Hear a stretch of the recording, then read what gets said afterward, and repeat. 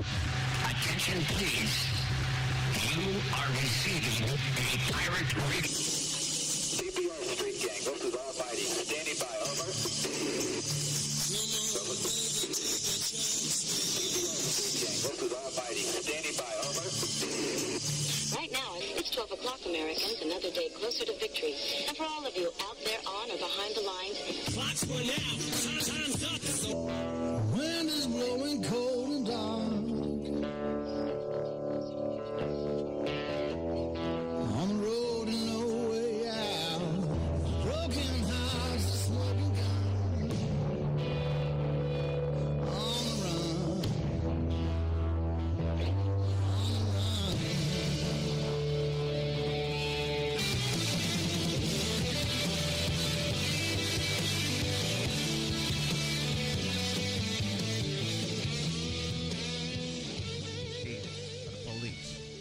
That is a big part of our culture. No matter how rich you are, how old you are. We're just afraid of them. We got every reason to be afraid of them. You know what I mean? Like, you're a white lady. You ever been pulled over before? You know, and then what they say, let me see your driver's license and your registration, right? See, I'm just guessing. That's not what they say to us. Well, you wouldn't believe what they say to us. Spread your cheeks and lift your sack. Like, what the fuck? Excuse me? You heard me. Spread open your cheeks and lift your sack. I got a driver's license, too. There's easier ways to prove who I am and shit. What does that prove? I can't go to the bank like that. Cash my check. What do you mean you don't have any ID? Wait a minute.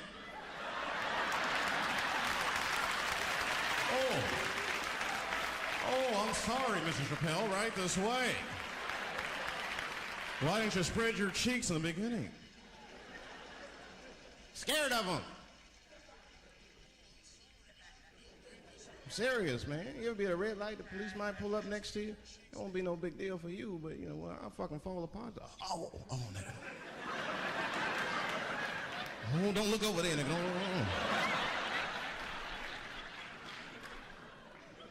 But I didn't always know that was a black thing. It took me a while to figure that out. I learned that shit in New York. I was in New York City.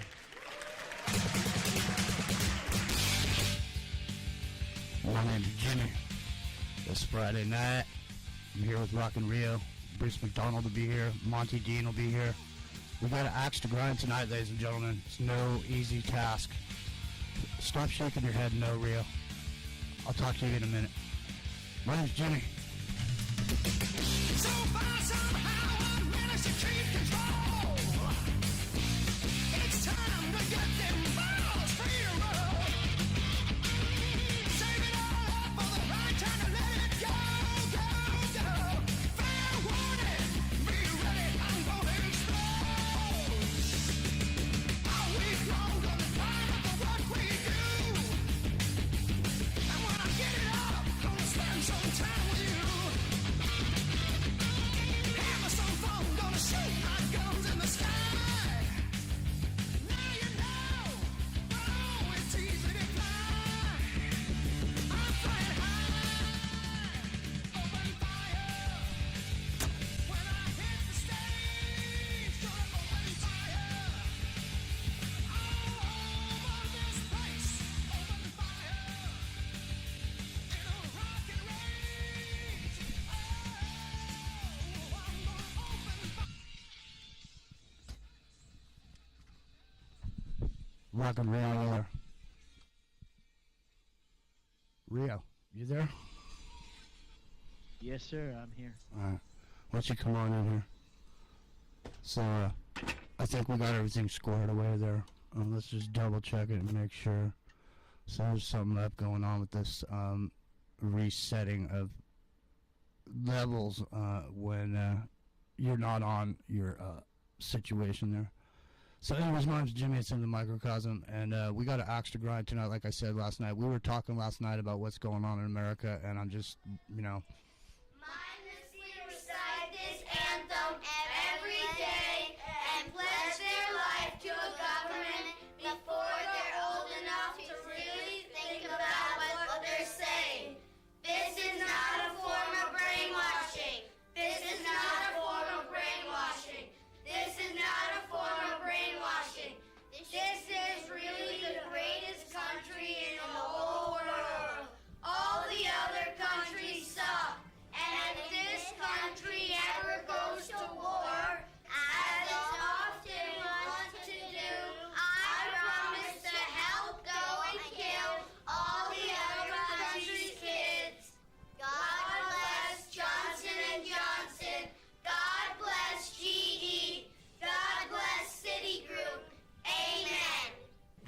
good, kids.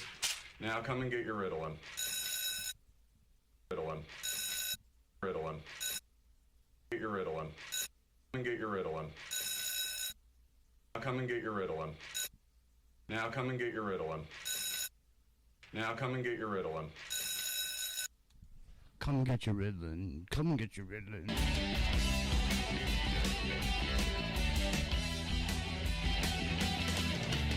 You'll take my life, but I'll take yours too. You fire musket, but I'll run you through. So when you're waiting for the next attack, you better stand, there's no turning back.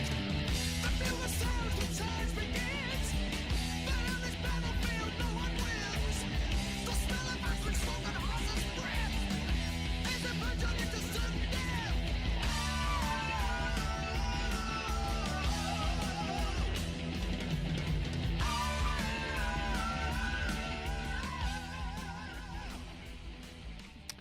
Listen, ladies and gentlemen, my name's Jimmy, and we're having a little bit of technical issues, and it looks like the front end of the show may have got a little squashed up there, but I just want to say hello. Don't you worry about a thing. Rockin' Rio's on the case, and he's got the stink eye going, so it's just like real life at a concert or a show.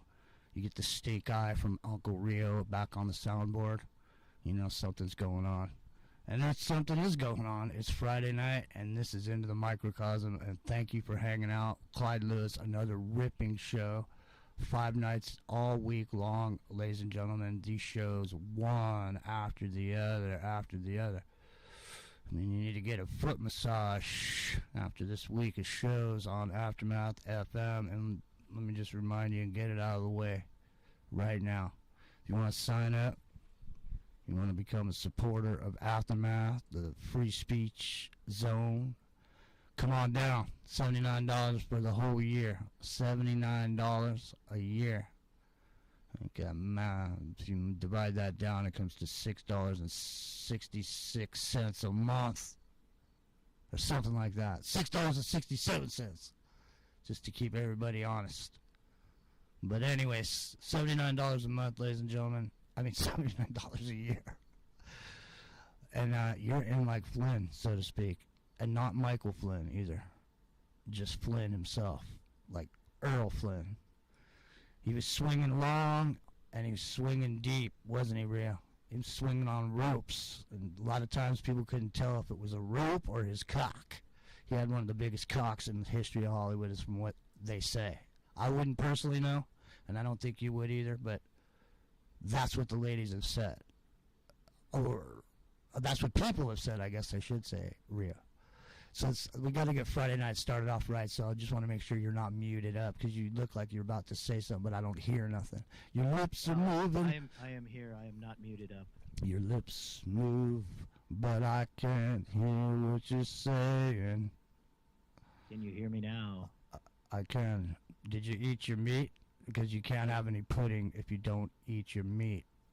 I had the meat and the pudding. Good. Well, listen, where the hell are we in this foggy America that we're in, man? I mean, I don't recognize this country, and I'm telling you right now, I put together a few pieces of information tonight that all tie together. I mean, they've already been put into place already, and, you know, these are things that are, you know, I mean, we've all been okay with because they were sort of randomish and only happening to other people, but we were okay with it. So now, what we're going to find out is those laws and those measures that are in place are going to be effective immediately, Rio, and you have the right to remain silent.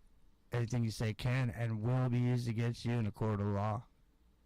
You know, you have a right to an attorney. And once you know that, once you know you have a right to an attorney, what should you say after that to whoever you're talking to? You know?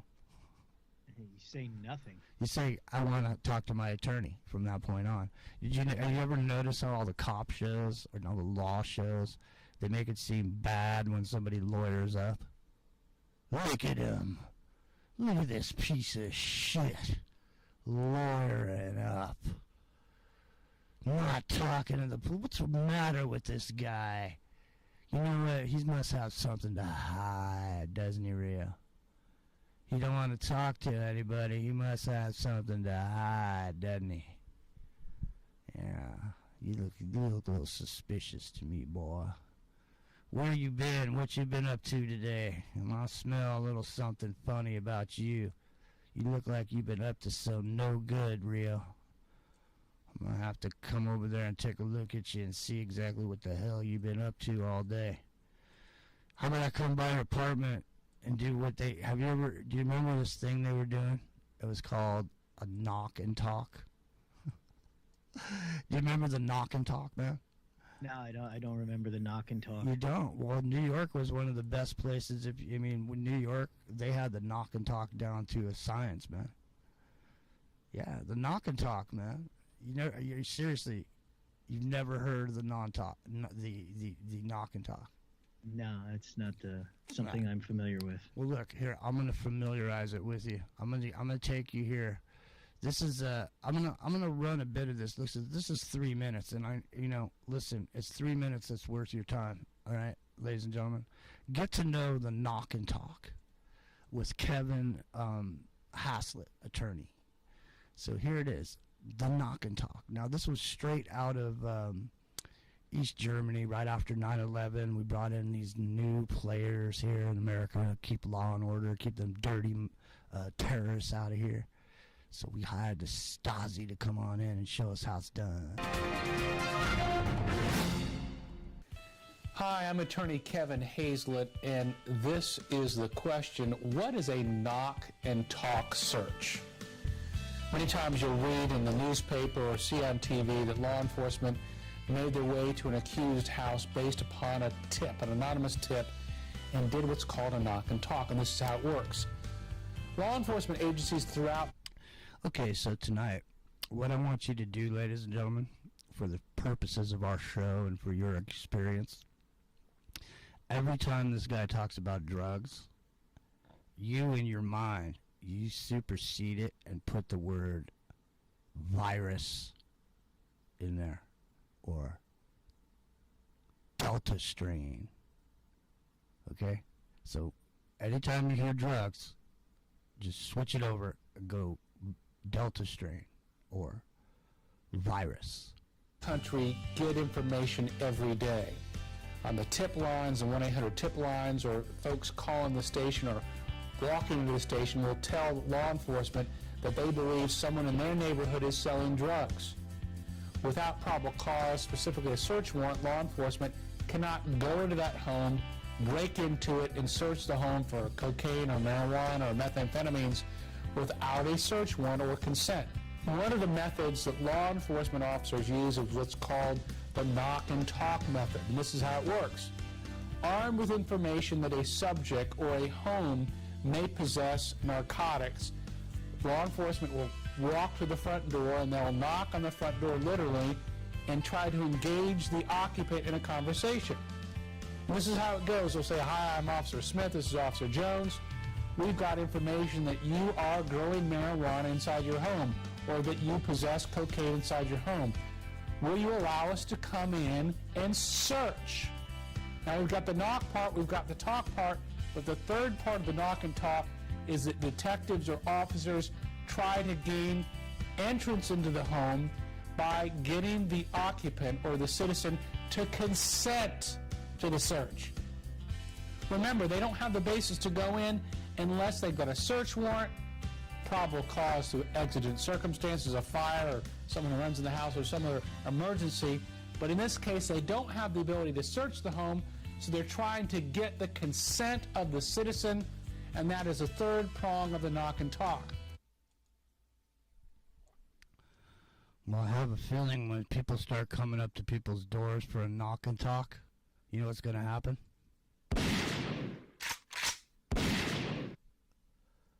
I think they're going to let I think there's going to be some smoking. There's going to be the smoking gun, Rhea. The smoking gun's going to be there. Yeah, it might be. Well, what do you think about this now? Here's the knock and talk. This is the same thing, man. It's like hey, how you doing today, Rhea? We're just coming through the neighborhood. Just want to see, how's it going? How you feeling?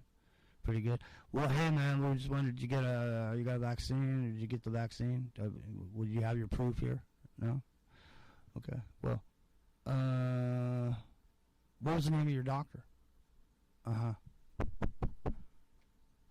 Rio, are you there? Yeah, they would get the door promptly slammed in their face. Why? What is your stand? Where is your ground to stand on there? Why? How come you can just not talk to them when they say they got to come in? Because here's the thing. Here's the way it's gonna go, man. It's like if you are non-vaccinated, you're a murderer, man. It's like if you don't, it's like a law. It's gonna be a law. They're gonna say anybody who doesn't get vaccinated is against the law. You're you could be charged with manslaughter, or some shit like that. There'll be some way to charge you with manslaughter, even though you haven't done anything. Because you don't know. Grandma could catch a flu if because you came by, whatever, didn't wear a mask. You see what I mean? So you're potentially a murderer. And then you got Joe Biden parading around saying that it's we've got a pandemic of the unvaccinated. A pandemic of health. Believe I it or think. not, the clips I have for later, they are talking about it is going to be the pandemic of the unvaccinated. That is exactly what they said. That was Walensky said that, and what's his name, the Surgeon General Murthy also said that. Well, so they're all on the same page with this. Yeah, they're all on the same page with it because this is like I said, was saying last night. It's separating the herd, so who's who now. Everybody who got the Michelle Pfeiffer, they're all good. Everybody who didn't, they're over here. It's just a way smaller crowd. It's like when you go to Woodstock, they have the stage over there, the second stage. It's not the main stage. It's like people tell you, "Hey, Rio, I'm playing Woodstock," or whatever. You're like, "Woodstock? Wow." Yeah, but I'm over there on like the third stage though. Way in the back, the third stage. That's where everybody will be. That the unvaccinated will be over there at the third stage where there's hardly anybody. And those people are way easier to control. See, it's such a smaller group. See, and then the other part of it is the shaming and the ridicule from the people that have been vaccinated. Like the dude down at this machine shop who, he didn't want to get vaccinated, but he had to. Now, what makes you special, dude? What makes you special, dude? How come you didn't? Hey, Rio, why are you so special? I had to do it. How come you don't have to do it? What are you, special? Special, Rio? I am special because I have a brain. Is it an IQ test? I don't know. It is. It might be. Apparently everybody who's had the sickness, they've taken tests and they've now shown that the average person who has survived it is now 8 points lower on their IQ scores. Is that right? Well, you know what? I think 8 to 10 points lower. I think on average, people were losing 1.5 points a day or something like that. Is what I heard. But as the days go by and people get stupid, we're trying to get smarter by educating ourselves and trying to pull. I'm a systems integrator, so I'm going to integrate a bunch of different systems in here tonight. These systems have already been put into place for years already, 6-7 years already. Hey Jen, what's going on? What's up, Bella? What's up, Horse Latitude? Alice Skulls over there. Can you see the Discord chat? I can. Is there some people in there? I doubt it. Okay, I only doubt it because I can't see it, so I don't know. I don't know who's there are 30 people in the Discord Sweet. chat. Well, hey, 30 people, and we got some people over here, and I'm sure there's some people someplace else where we don't know they are. There's all these places that you can roam all over the internet. And, hey, let me just say, what's a fusion center? Do you remember fusion centers, man? You remember them? They came in right after 9/11. They didn't go away. No, they're still here. They're still here. But, they got upgraded a bunch of stuff on there now. They got cell phone trackers and, they sit in dark rooms with really big screens, and it's quiet and very cool as they, cool it down with the air conditioning, to make sure the computers stay nice and cool because, You don't want hot computers when you're in there surveilling the terrorists. Yeah, the terrorists. The Terrorists terrorists. are coming. Listen, man, if you're not with us, you're against us, man. You know? And if you don't like it, you must have something to fucking hide. I think, you know what, man? You look like you got something to hide. I'm on, got my eye on you, boy. Got my eye on you. Here we go. The information Here's the fusion that could center. have prevented the attacks was available to those that could have potentially intervened and prevented it. But it was very closely held. It was held by individual agencies and not shared with others. And in some cases, it was held by individuals within the same agency and not shared. So the 9/11 Commission identified this as the problem. Well, the essence of fusion centers is the solution to this problem. This is the analytical deck of the Southern Nevada Counterterrorism Center. Essentially what we are doing here is we're trying to paint a picture of what's going on here locally, both from a crime perspective as well as a counterterrorism perspective. We bring in an analyst from the FBI, we bring in an analyst from DHS, somebody from a big city police department, somebody from a small town police department, some fire folks, maybe some public health folks. And we present them with a subjective set of facts and say, this is what has been observed. What do you think it means? What you see on the screens behind me are the computer-aided dispatcher CAD displays. It's essentially a 21st century version of the old police scanner. We're engaged in the traditional crime-fighting mission here. What the crime analysts here are doing is they're looking at what's going on within the entire Southern Nevada region. Are there any emergent patterns of homicides, any emergent patterns of sexual assaults, robberies, burglaries, for example? This is so much bullshit. I can't even. I mean, I don't have my waders on. I didn't bring them. But listen, are there so many murders going on that you need whole systems of computers to scan the state to see? I mean, you need a computer to scan the state to see how many, if any trends are developing in murders. Like, how many murders would you have to commit for it to even register? I mean, it's like, you know, I mean, I just saw a thing where a guy got convicted. He's on his way to being convicted for killing 1,000 people, man. But I'm just saying, listen, the idea that they're putting forward here for us, they're painting this picture real of this whole landscape filled with crime and killings and all this shit that's going on. There's so many killings, we need 4 dudes to track it. And they sit here 8 hours a day. As a matter of fact, we're going to bring in some fire people, some FBI people, and we're going to show them what we got. We're going to ask them what they think. So this is a fusion center where they combine local law enforcement and first responders with military personnel from lettered agencies such as the CIA, the NSA, the FBI, you know, and they all get together there and they observe all the activity done there by the population of the prison. Mm-hmm. The prison population is under surveillance by the panopticon, and this is the first window of the panopticon right here, the fusion center.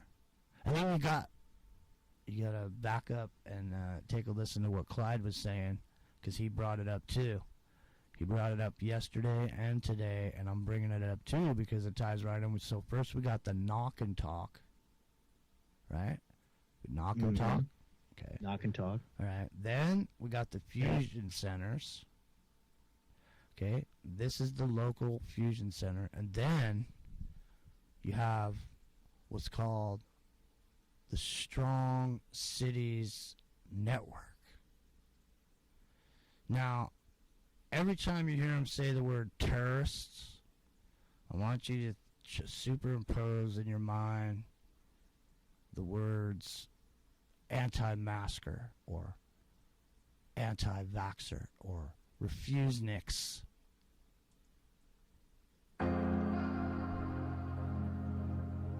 By 2050, almost 70% of the world's population will live in urban areas. Rapid urbanization has made cities vulnerable to new and rising threats, from political violence and terror attacks to increases in hate crime and online disinformation. Today's challenges are both global priorities and local realities. Cities have a vital role to play in addressing hate, polarisation and extremism, and no city should have to face these threats alone. Since we launched in 2015, the Strong Cities Network has helped connect local leaders, frontline workers, community actors, youth and field workers to work together for change.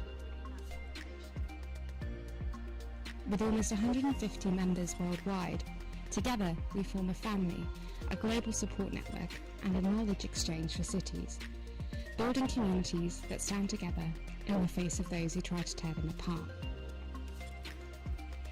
In 5 years, we've worked with more than 100 mayors and 5,000 local officials, helping them to adapt to their local risks, strengths, and most importantly, unique powers. We have forged alliances which have not previously existed between cities, local communities, and national governments. So exciting that we have this, these people that are ready to just jump in there and just take the bull by the horns and really have some community organizers that are ready down at the grassroots level to hit the streets and really get people excited about the future. Get people excited. We need you to really, when you go out today on your mission out here in New York, you need to really get people to understand that they be excited. Be enthusiastic. Be enthusiastic out there, Rio.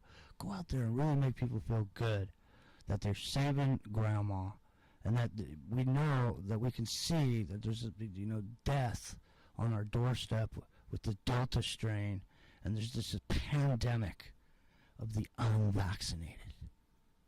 It's a pandemic of the unvaccinated. And so when you go out there today, Rio, with your mask on, your eye, people can't see you smiling, so you got to smile with your eyes, Rio.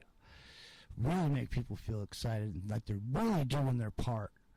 And as you're getting them to roll up their sleeve and do their part get one for the giffer, man. Do it for the gipper, Rio. Well, I'll tell you, they've really taken the mind control portion of this PSYOP to an entirely new level. Than we've studied memes and programming through the 60s, through the 70s, through the 80s. This is a whole nother level.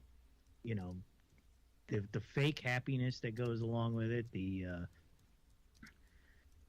part that like you're saving the world, you're doing something for society, and anybody, and now that of course they're pushing the whole if you're not with us, you're against us.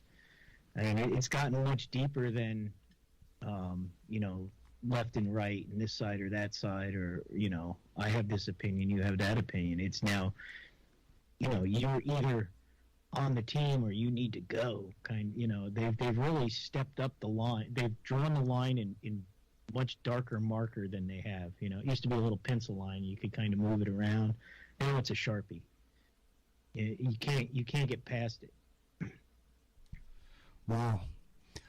Did you know Johns Hopkins University, one of the people that were running these tabletop, helping out with these tabletop exercises, an integral partner in all this nefarious tabletop activity that goes on, because they get money, they get funding, they get all kinds of stuff.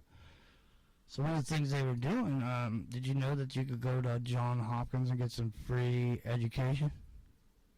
That's right. Oh, really? They get you some free education. Free, that's right. You can go to an online free course if you're out of work, if you're one of those non-essentials, and you can turn yourself into an essential almost immediately, if not sooner. And you know what, ladies and gentlemen, we're going to help you do that. I'm going to help you find a way to go to Johns Hopkins University for free.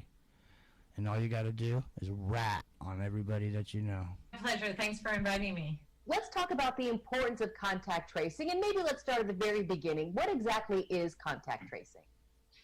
Contact tracing is a way to reduce transmission of COVID and, frankly, lots of different infectious diseases from people who have it to people they come in close contact with it, by telling those people who are close contacts that they need to quarantine, and that means to avoid contact with other people so they avoid spreading the disease to them. I know here in and go ahead. Sorry. And it's an important part of our strategy for COVID response, in addition to the other prongs of our strategies, which are the physical distancing and the personal prevention measures, such as coughing into your sleeve, wearing a mask, and washing hands. Contact tracing can really keep us from having those people who may not know they're infected yet, keep them from actually contacting other people who may get the infection from them. Here in California, we've heard our governor talk about the increased need for people to work as contact tracers. Your university is helping to make that happen. Let's talk about training ordinary people to become contact tracers. First of all, do they have to have any sort of medical background? No, the course that's been developed is appropriate for people without a public health background, without a medical background. You do need some education, and you need to have both empathy and the ability to understand the material, because you'll be answering questions that are brought up by patients you're talking to and contacts you're talking to. And it's important that you're able to provide accurate information and guidance and link to supports that are crucial for folks who are suffering with COVID and their contacts who may have been exposed. Well, I don't know how she got in the tin can, but she's in there, and she's going to stay in there until she comes out, when someone releases her to go out and start the contact tracing. And I think the contact tracing is about to begin, man. And I think you're going to combine the contact tracing with the knock and talk. And that is also going to be, that's going to be overseen by the Fusion Center, who will report back to the Strong Cities Network. So, I mean, everybody all the way down the line will know what you're doing and know where you're going, know where you've been, know who you talk to, so on and so forth. Monty Dean, is that you over there in the green room? I see somebody through the smoke. I can't tell if it's you or not. Is that you? Yeah, sorry, I was just burning some leaves. There you go. How are we? Well, listen, you know, we're kind of on a bender. We're still pissed off from yesterday. And basically what's going on in America is not anything Americans are even used to, but at this point are willing to acquiesce because they just want to, you know, go out and ride their bikes and do what they do, you know, and you know, but you guys down there, you've been having this situation going on, and almost immediately, someplace in your country, whether it's right next door to you or not, somewhere over there, they had an immediate lockdown, and they just told people they had to stay in the house. Is that still going on, or did they release those? Yeah, we're still in lockdown number 5.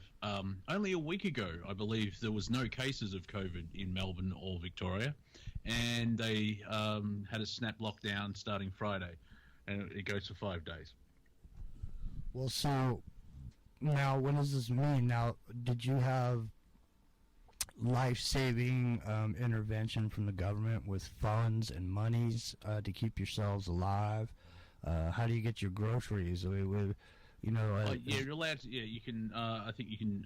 Masks have to be worn inside as well as outside, not in the home. You can only have a certain amount of people visit. It's the same routine over and over again, and we can go shopping, get groceries, but we basically a lot of places have shut down. Businesses have shut down. And it's number 5, and I've been using, every time we go into lockdown, I've been using Die Hard, the movies, and so now we're up to, if we go into lockdown 6, I'm stuffed because it was only 5 Die Hard movies. But yeah, it's a good day to lock down is the one we're in at the moment, and it's a lot of people are just getting really pissed off because how can I describe? About an 8-hour drive from Melbourne. Any Australians can tell me if I'm a little bit off, but there's a country town called Mildura, which is on the border of Victoria and New South Wales, or up near that. If you look at Victoria, it's like a triangle. It's at the pointy bit at the top. And I don't think they've had any COVID cases in 18 months, but they have gone into lockdown because people in Melbourne have Well, we've got I mean, cases. even this language of this is, I mean, this is penitentiary talk, lockdown. You know, what's the other one? When you go, you have to go back to your shelter in place. You know. Yeah, they're not saying house arrest, but they're just one sentence away from Evacuation. saying house arrest. Evacuation is the same as eviction. You may never come back. Yeah, I'm telling and, you, man. for Yeah, go ahead. New South Wales, which is the state above, if you look at a map of Australia, we've only got like two territories and 5 states. And New South Wales is where Sydney is. Everyone would know Sydney because that's the first capital city where the English landed. That's a totally different conversation. But they've extended their lockdown for another 2 weeks. And they're going hardcore because they're getting the numbers, and there's 39 people. They're all cases. One person in Sydney has unfortunately died allegedly from COVID. So that takes the great death toll for Australia this year up to 2. And just people, even my mum and my stepdad, I don't even have to sort of go into conspiracy world. It's hit the mainstream where, like, this is getting ridiculous. Because, you know, COVID, in a way, is not going away. No, and, you know, some of the language that's being thrown around here. Yes. Yeah, I was about to say, if I may interject, buying, you know, they want to go from door to door. I just saw on Twitter about half an hour ago. So hang on, how can it be the most deadly disease in the world's history, but you're going door to door? It's one or the other. You can't have both. Well, it's because they're vaccinated. That's why. Well, yeah, they must have got the good vaccines, because other people that have been fully vaccinated still get COVID. Unless they're turning up in pure, you know, those really big orange hazmat suits, which still doesn't, you know, the virus doesn't attack the door knockers. No, the virus can obviously hang around. It fits the storyline that the people coming to knock on your door are going to be considered to be okay because they've been vaccinated, and you're the one that hasn't been vaccinated. So you're the dangerous one. Because you're part of this new unvaccinated pandemic. There's a pandemic going on in America, and it's unvaccinated. So I think the pandemic is a bunch of people wising up that they don't want to, you know, do what they got to do. But here's the thing, and this is what I was getting to before you're interrupting me. What they're going to do is they're going to take this and they're going to make this a crime. This is going to be a crime. This is going to be equal to manslaughter or somehow. They're going to say, if you don't do what you should do, you are a criminal, okay? And you are under arrest. And if it's going to be worse than South Africa apartheid. And if I know my American history, which it scares me how much I know about American history. I'm Australian. What am I doing? It's like the Jim Crow laws on acid, where, like, oh, you're unvaccinated, you're the problem. Meanwhile, we're glowing because we're healthy. And the language that they're using, and this is the point I was going to make before, is they're saying that anybody that says anything about this, about the job, that you're a terrorist, that you could be considered a terrorist, that if you're trying to convince people that they shouldn't do that. Now, I'm not convincing anybody to do anything. Anybody does anything that's on their own merit. You know, we're just having a discussion about it. But go ahead. So, what do you think about that? So you don't have a. Well, it's free will, and from my perspective, like, my dad's and his wife have had the jab, and it's like, well, free will. I mean, they're elderly, so if they go infertile, I think we're fine there. But it's a bitter pill to swallow on a spiritual level. The whole. I honor your free will. I think you're making a mistake. I'm not doing it, but you do you. It's when everyone starts dictating, you know, oh, you have to have a vaccine. Why? Because I've been vaccinated and you're the problem. So you're saying your vaccine doesn't work? Shut up. But even like the press, White House press person, they want to start looking into text messages for misinformation. And so you are right. They're bumping up non-vaccinated people to terrorists because the government's not getting their way. No, and they happen to be the same people that are white, Christian, and gun owners. Are a majority of the people that don't want to get vaccinated. The majority of them, they're the same people the government doesn't like. The same people who were up in D.C. on January 6th. Those are the same people. So I mean, let's say the plan really is to eliminate all the people that don't like. So in other words, the sinister plot has an 180-degree twist in it, and that is the next round of the Delta strain is going to kill everybody who doesn't have a vaccine in them. And then everybody's going to run to that vaccine, and then there's going to be any. And then everybody's going to be standing in line begging for it. Please, please, just give it to me and my kids, man. Just give it to me. That's what's going to happen. And if we go to science, variants, the way that viruses work, they do become more infectious because the virus is trying to survive, but it's weaker. It is not. It's what Delta's what number? Because they moved away from in the country names because of racism, and so they've gone to the Greek alphabet. Well, they really Delta's. They messed up. Corona beer was pissed off because they totally fucked their whole brand. So, so this time they're going with the Delta strain. So I think I see Bruce McDonald there in the green room. My name's Jimmy. It's in the microcosm. We're here Monday through Friday, 10:30 Pacific, immediately following Clyde Lewis at Ground Zero, and we're talking about it tonight. It's Billy Idol. Get ready to be eyes without a face, because Delta strain's coming into town, and he's about to clean it up. For all them dirty refuseniks, gonna get rid of them all, every last one of them. It's easy to see, it's easy to hear, but hard to get released.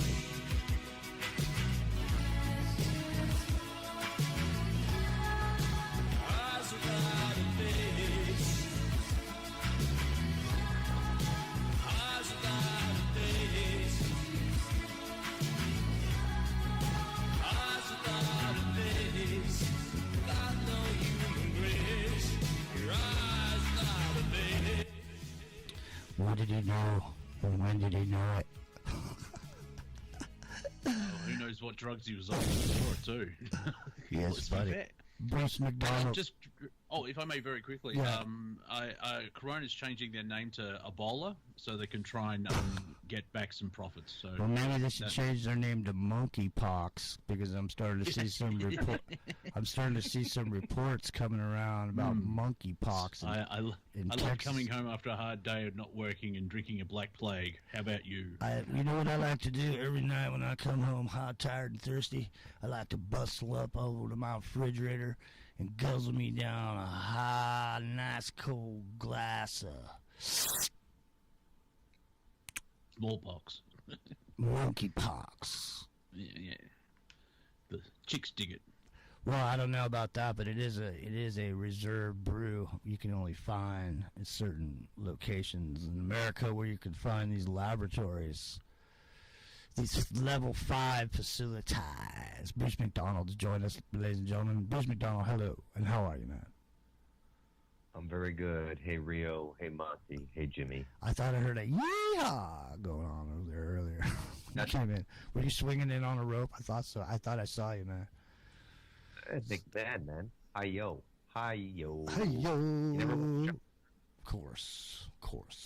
So what do you, I know you're over in another country because you were smart enough to GTFO before the time was right. And now you've made yourself available to us from the free zone over there on the Talamanca Mountains in Costa Rica. But what we're talking about is across the planet, even down where Monty is these measures just keep coming into place. So we're talking about, this is Panopticon. We've been trained with these same lexicon of words that they choose in prison.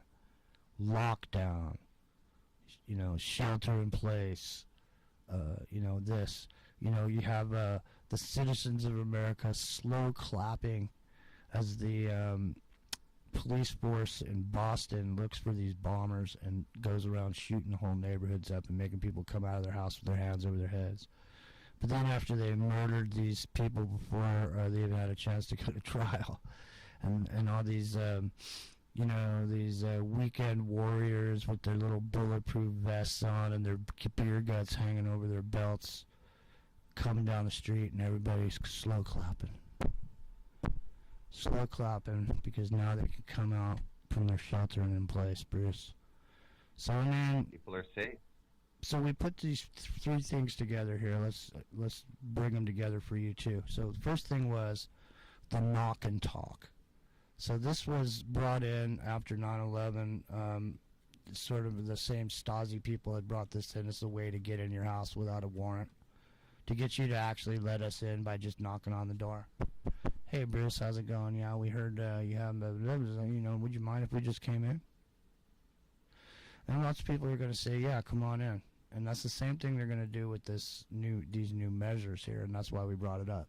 So you got the knock and talk, which is well practiced, the ins and outs of it. All police forces know how to use it now. And then you have this next thing, which was called the Fusion Center, which was brought in also after 9/11, which is lettered agencies bringing in high-speed computer, high-tech facilities, and bringing in local law enforcement and first responders and to team up with the NSA, the CIA, the FBI, all these different lettered agencies, whoever's happened to be running the project, to track terrorists. Okay? Then there's the Strong City Network, which is sort of the overseer over the top of all these fusion centers. So you got your knock and talk, your fusion centers, your Strong Cities Network, and then you have what we just brought up, which was the free classes offered by Johns Hopkins University to get you a certificate to become a contact tracer. Now we want to put all of these pieces together, and it's going to form the basis of our mesh that we've installed, that will basically work for our new program, which is finding out about where all these refuseniks, anti-vaxxers, and anti-maskers are, because we need to get rid of them. There's a pandemic, don't you know, Bruce? A pandemic of unvaccinated. That's what they're calling it. Meanwhile, there is a parade of visual counter-information that is strategically timed and dropped on the public, like the post-official picture G7 party in Europe, where they're all hobnobbing with each other, 2 inches from each other's faces, drinks in hand, no masks.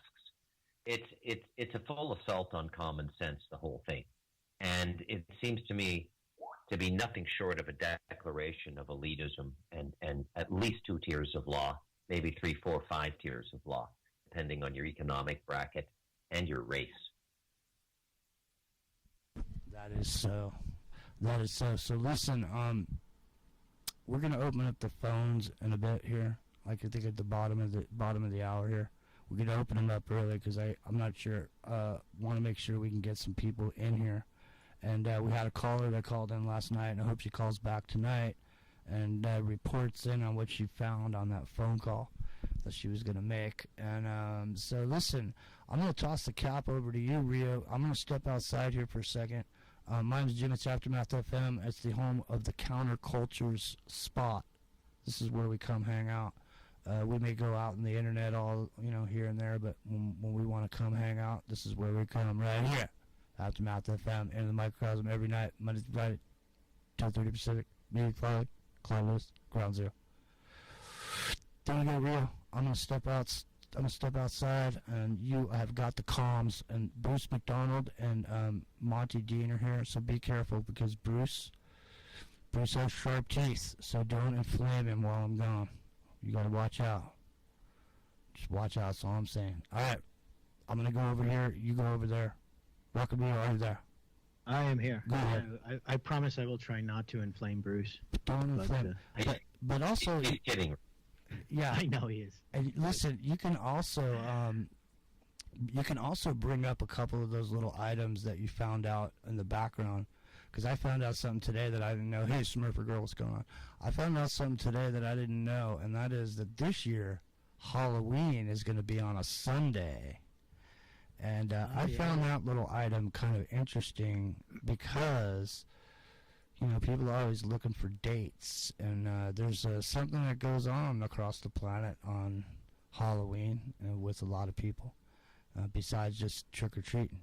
So I find that interesting, but you can bring some of that stuff up if you want with these guys, see what they think. But I really wanted to get Bruce's opinion and Monty's, because Monty, what are they doing this down where you live now?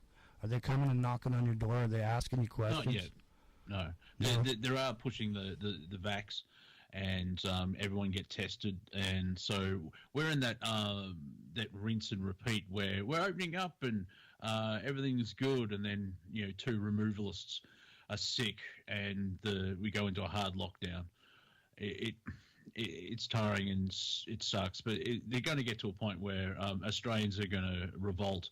And we haven't done that before, so it's very, very teetering. Oh, very quickly, did you see what the New Zealand government has put out? There's a video.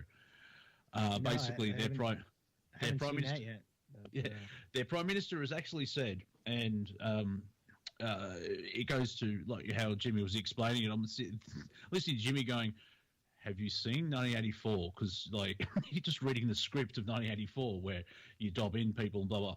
The government has now said that if you need any information with the COVID-19, you only come to our website because we tell the truth, and no one else, everyone else will be sort of lying. And it goes on for 3 minutes. And it's basically saying that we're the truth tellers here in government. And anyone with the brains going, yeah.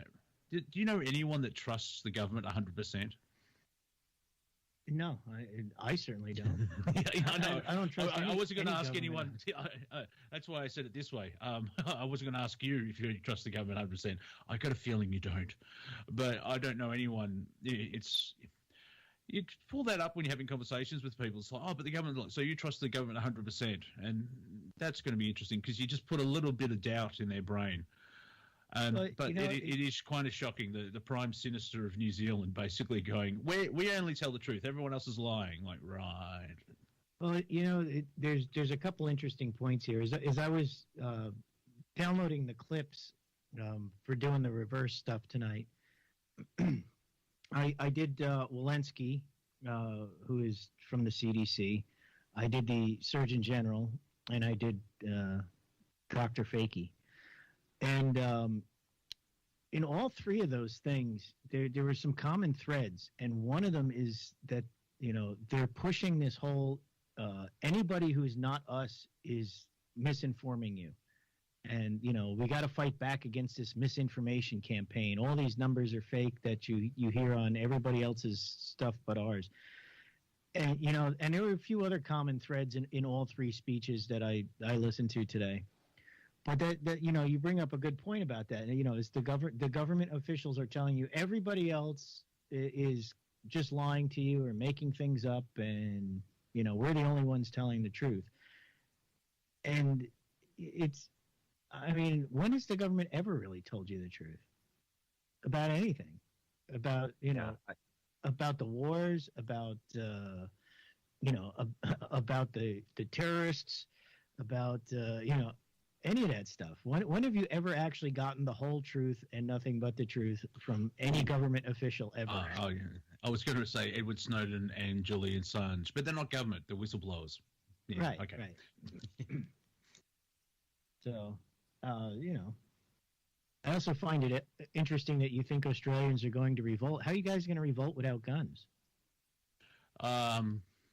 Well, very Aussie-like. We'll pretend we'll punch on. Oh no, just. Like bullwhips and boomerangs or something. I don't think we'll get to that level. We'll just 10,000 people show up at a politician's house and it's like, yeah, Dave, we want to have a chat, and so we won't go French style. However. Oh, that's like English style, right? You just go to the politician's house and beat the crap out of him. Yeah. Well, yeah. The English is yes. Well, we've got that English heritage, but the good thing is we've got a mixture of everything else. But it's I even said this to my mum and stepdad. I don't have to go into conspiracies anymore because it's already leached out into the mainstream because of just basic pattern recognition. They're spotting that actions and words and actions don't meet up, and they're lying. And especially like our premier, who apparently saved us last year. whatever. He fell over and hurt his back. Allegedly, there's a rumor that he hit on a young girl and had the crap beaten out of him. But everything was running fine because he wasn't in charge. He comes back and another lockdown comes in. And my stepdad was watching him yesterday or the day before, and he just comes across. And my stepdad actually said this. He sounded like a tyrant from 1936 from Germany. He didn't say the H word, but it was just like, they're pushing the lie or that false reality. And people like, yeah, whatever. Because it's the good side of Australian apathy is like, whatever. Sure. Whatever you think. Hey, Rio, did you hear him say H? What's H? That's how those people say H. Well, I'll translate from English to English. Yeah. You mean the way they say quarter in Boston? Quarter? It's like that, Rio? Yeah. It's the letter that follows G. Yeah, exactly. G plus 1. Thank you. Yeah, see, my problem. Yeah, but my problem is I'm a musician. I only stop at G, then I go back to A. There you go. Well, let me add my 5 cents to this scrum here, guys. I think we're in a real pickle, and I think that the only solution is some kind of waking up, and it would have to be spiritual at this point. It would have to come from within people. It would have to be, and it certainly won't be the result of a concerted spiritual effort and discipline on the part of the masses.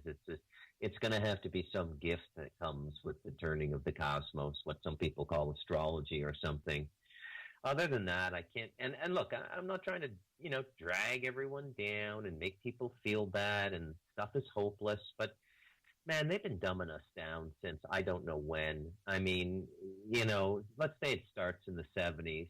And then they specifically attacked the education system in the 90s. I mean, we were brilliantly warned by, what's his name there, the author Bloom, The Dumbing Down of America, his seminal book on Common Core and everything. We've had every kind of warning, every kind of dog whistle, and nobody's listened, right? And the truth of living in a collective is that you're only as strong as the majority. So, and this is why I come on radio shows. This is why I write books, is to try to inform people and get that number over 50%. All we need is 50.1% of the population to still have that sense of, I'm a sentient being created by forces that nobody really quite comprehends. I have a right to be here. I think I'm independent, and I am that I am. And no social organization has the right to step over these lines and telling me how to live my life. And that's like, I'm not even American, I'm Canadian. But look, I've lived all over the world. I've lived in Southeast Asia. I'm in Central America now. And believe me when I tell you, America may have articulated this best with their founding documents, the Constitution and the Bill of Rights, but everybody expresses it in their heart. I mean, Latin Americans are just fiercely independent, Government can only do so much before there's a pushback. We're having huge strikes now in Costa Rica. They shut down, and everybody participates. They shut down the whole country for 24 hours. Sometimes they shut the country down for like a month, and the government backs down. And what we're going through now in Costa Rica is, the government's really not fiscally responsible. And so they're looking for a 1.75. I think they've taken it. They're in the final negotiations.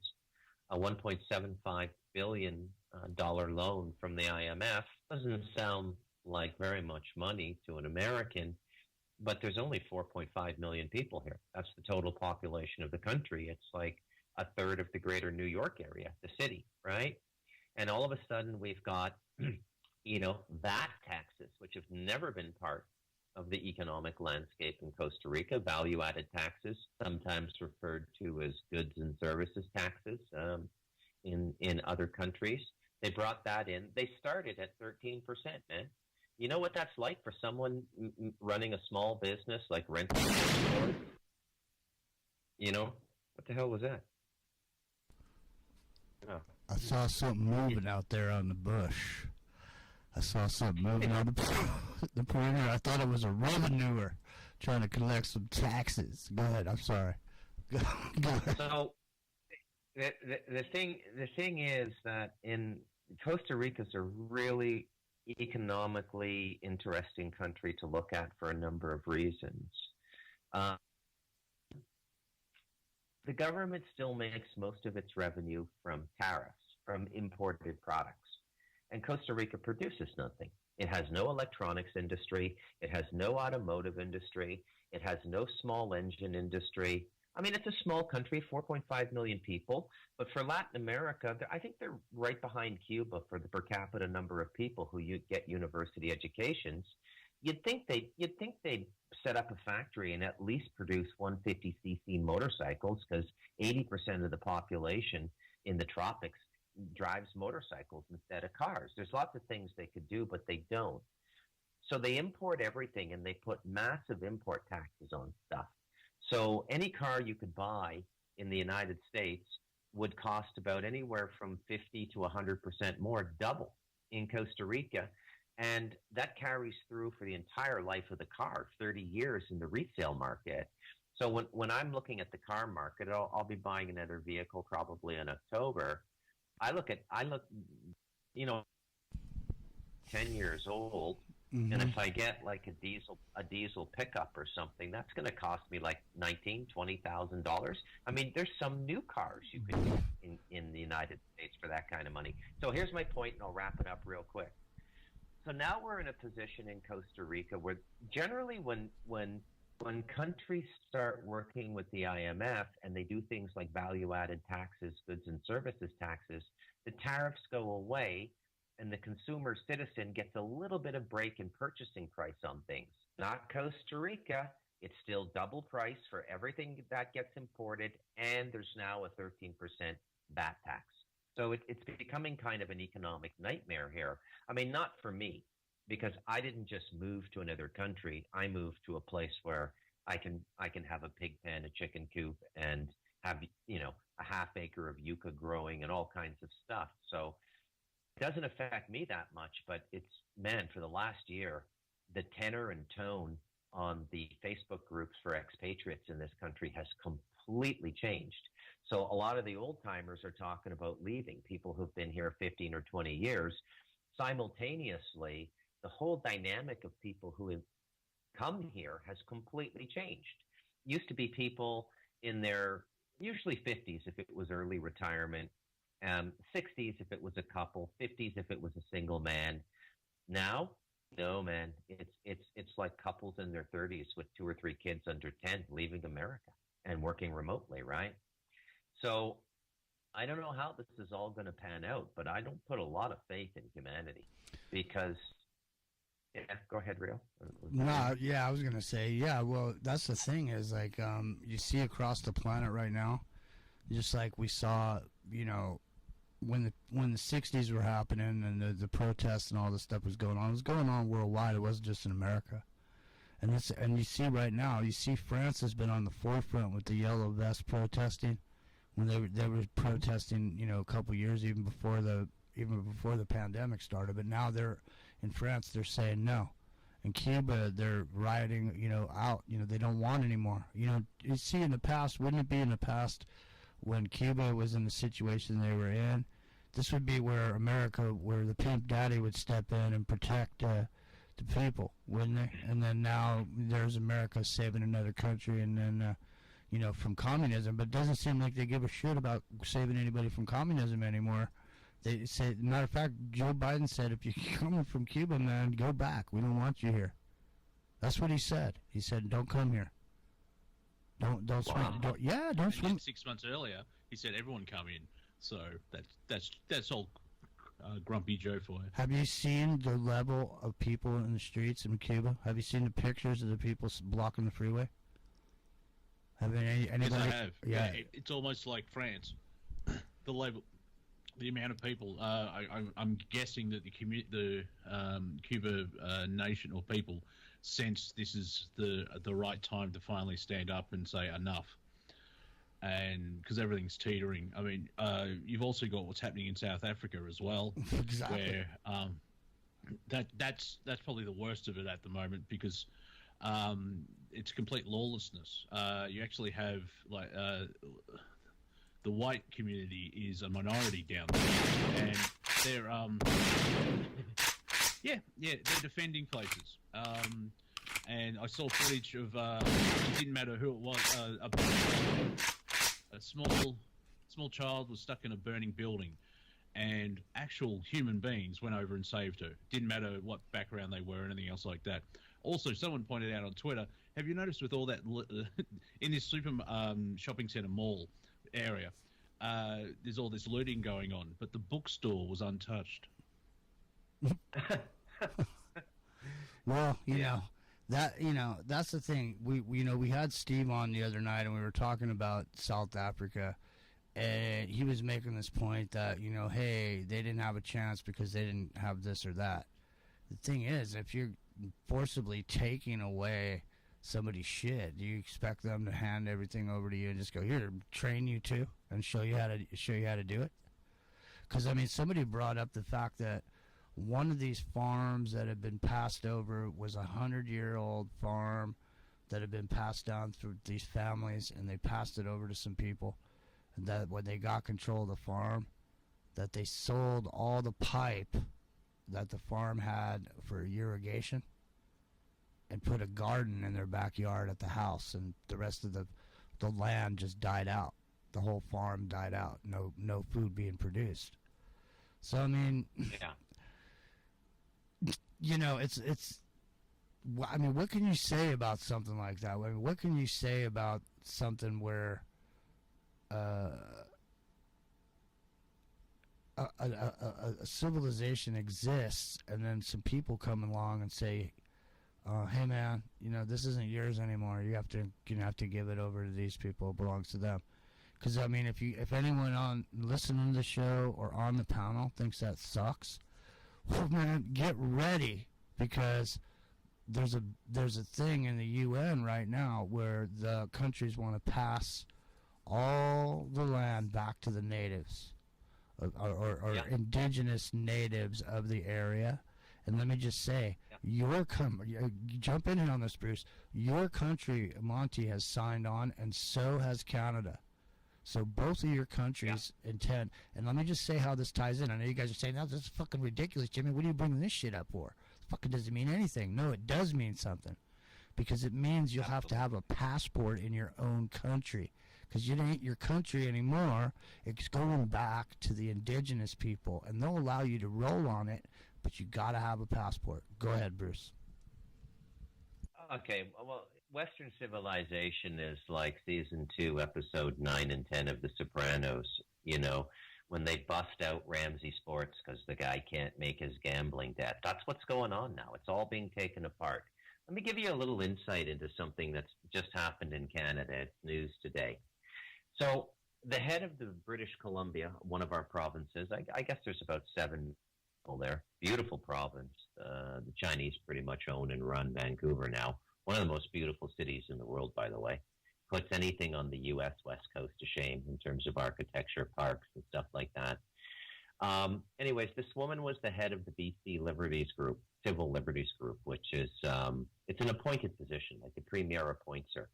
Her name is Harsha Walia, and she's from Bahrain, okay?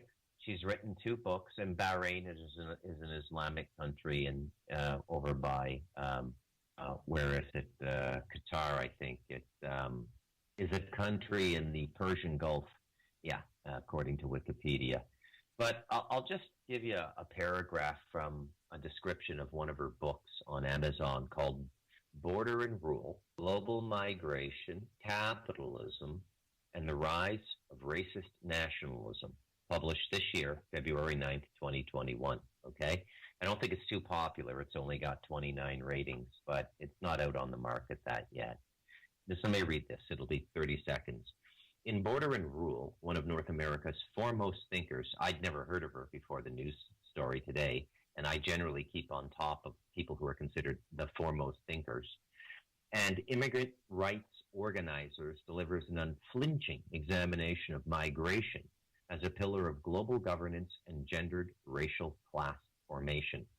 Harsha Walia disrupts easy explanations for the migrant and refugee crises, plural, instead showing them to be the inevitable outcomes of conquest, capitalist globalization, and climate change generating mass dispossession worldwide.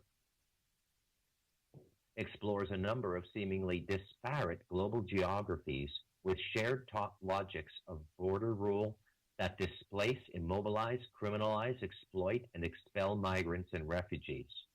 With their keen ability to connect the dots, Walia demonstrates how borders divide the international working class and consolidate imperial, capitalist, ruling class, and racist national rule. Ambitious in scope and internationalist in orientation, Border and Rule breaks through American exceptionalist and liberal responses to the migration crisis and cogently maps the lucrative connections between state violence, capitalism, and right-wing nationalism around the world. Now, the news story from today, gentlemen, is she was forced to resign from her $250,000 a year liberal government, and when I say liberal government, I mean in Canada, I mean further left than Biden and Harris. She was forced to resign from her cushy $250,000 a year job, which she got for writing garbage like this, and this is what she did.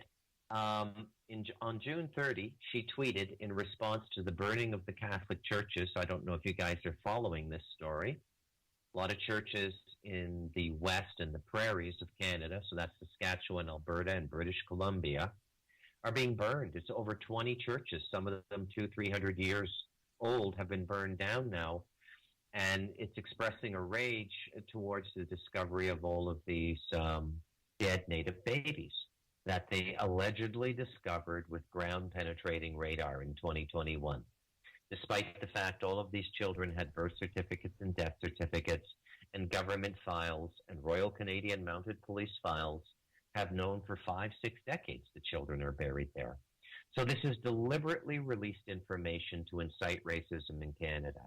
They're doing a black-white thing in America. In Canada, they're doing a native-white thing to just raise tension, raise tension, raise tension. So this is what, and I'm going to say a dirty word here, some people might call me a misogynist, but I would call that limiting. I'm really a misanthrope. I hate everybody, so don't call me a misogynist. But this is what this cunt wrote. She wrote in a tweet, she published this tweet on June 30th, burn it all down.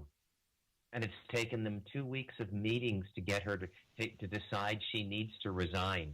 Can you imagine a public figure of that stature, the head of the BC Liberties group, adding her support to this kind of like Bane-like Dark Knight Batman chaos in Canada? And you take into account her background.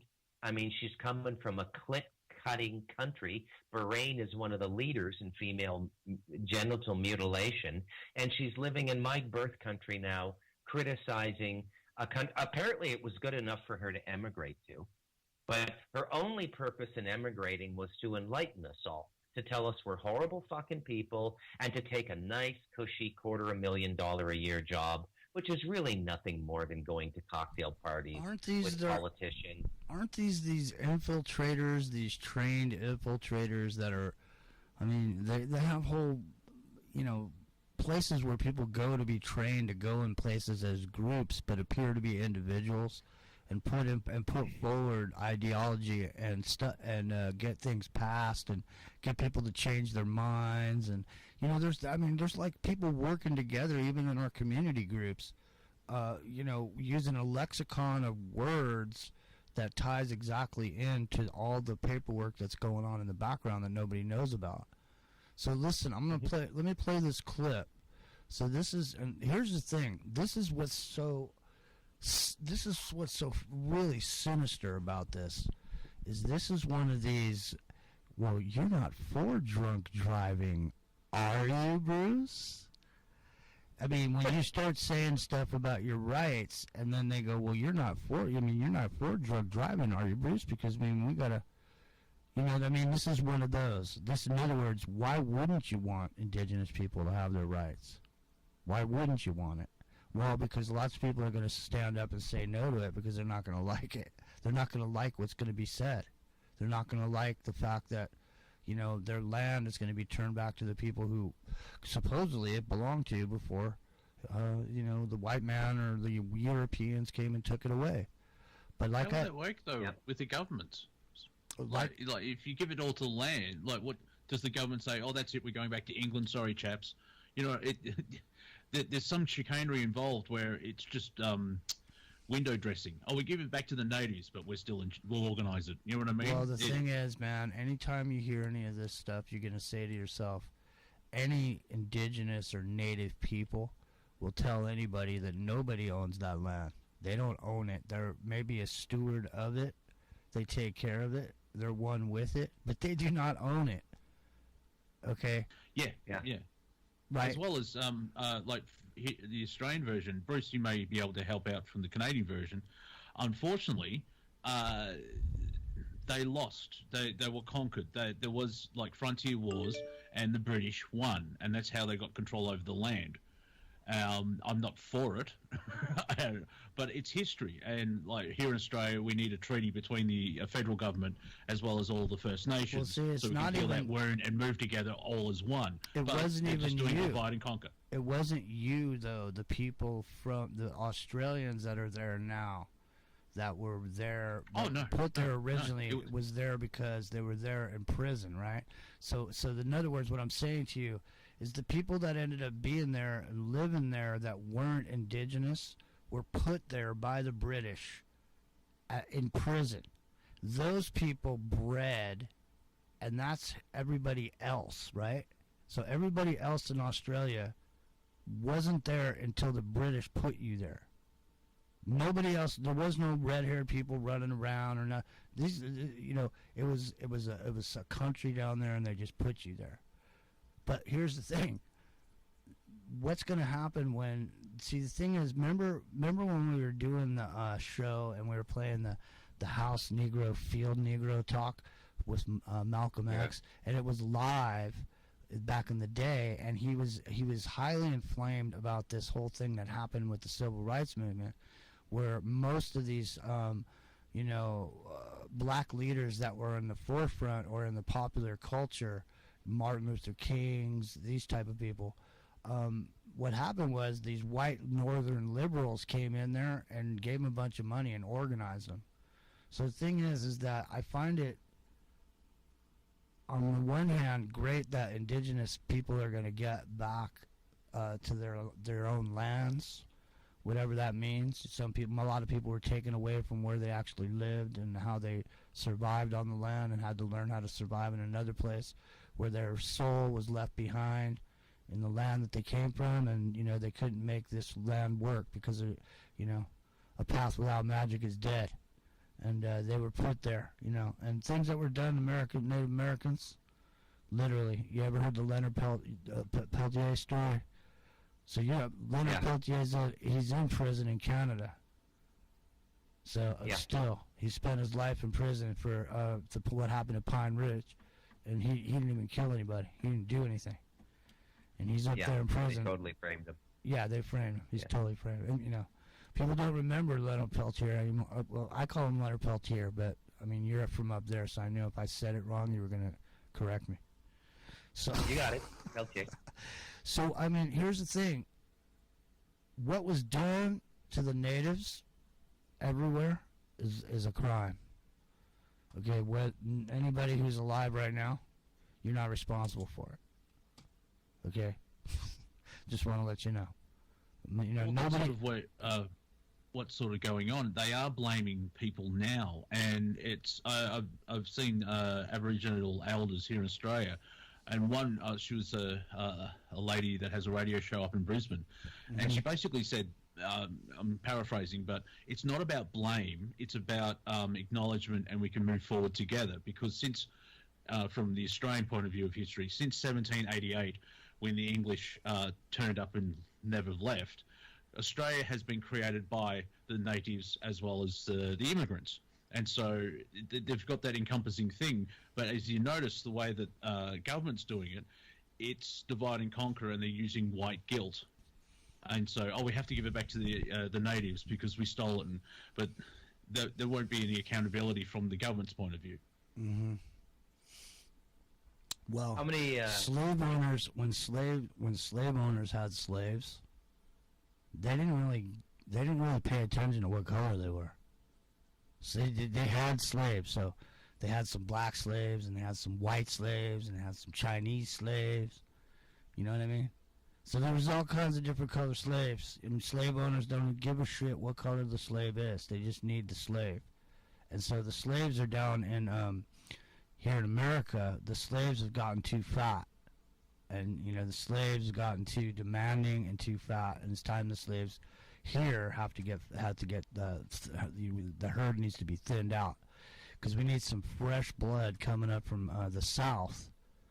Because if we're doing $6 trillion of infrastructure upgrades in America, we're going to need some workforce. Because, I mean, like 5 years ago, the average age of a construction worker was 45.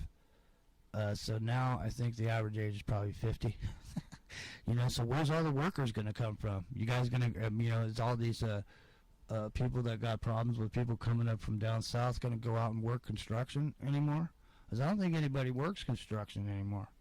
It doesn't seem like it's a good trade for people. I mean, people have lost their minds. Somehow they think trying to be, the boss of the cubicle farm down there is more, a better way to go. But I would say no, But anyway, where's all the workers going to come from?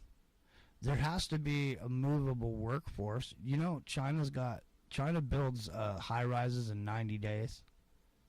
And I know you're going to say, well, shit, or whatever, Maybe some of them are, but the thing is, the idea behind how they build them in 90 days is that they're modular.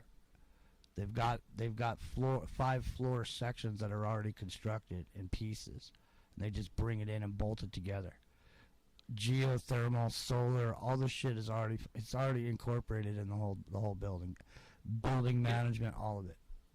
They could build a rock solid building, but there's corruption and cheap materials, and it is shit. But as you said, the idea, they could do it properly and it would still be. I mean, it's a hamburger wall. It's a hamburger between them and Mongolia. That's still there.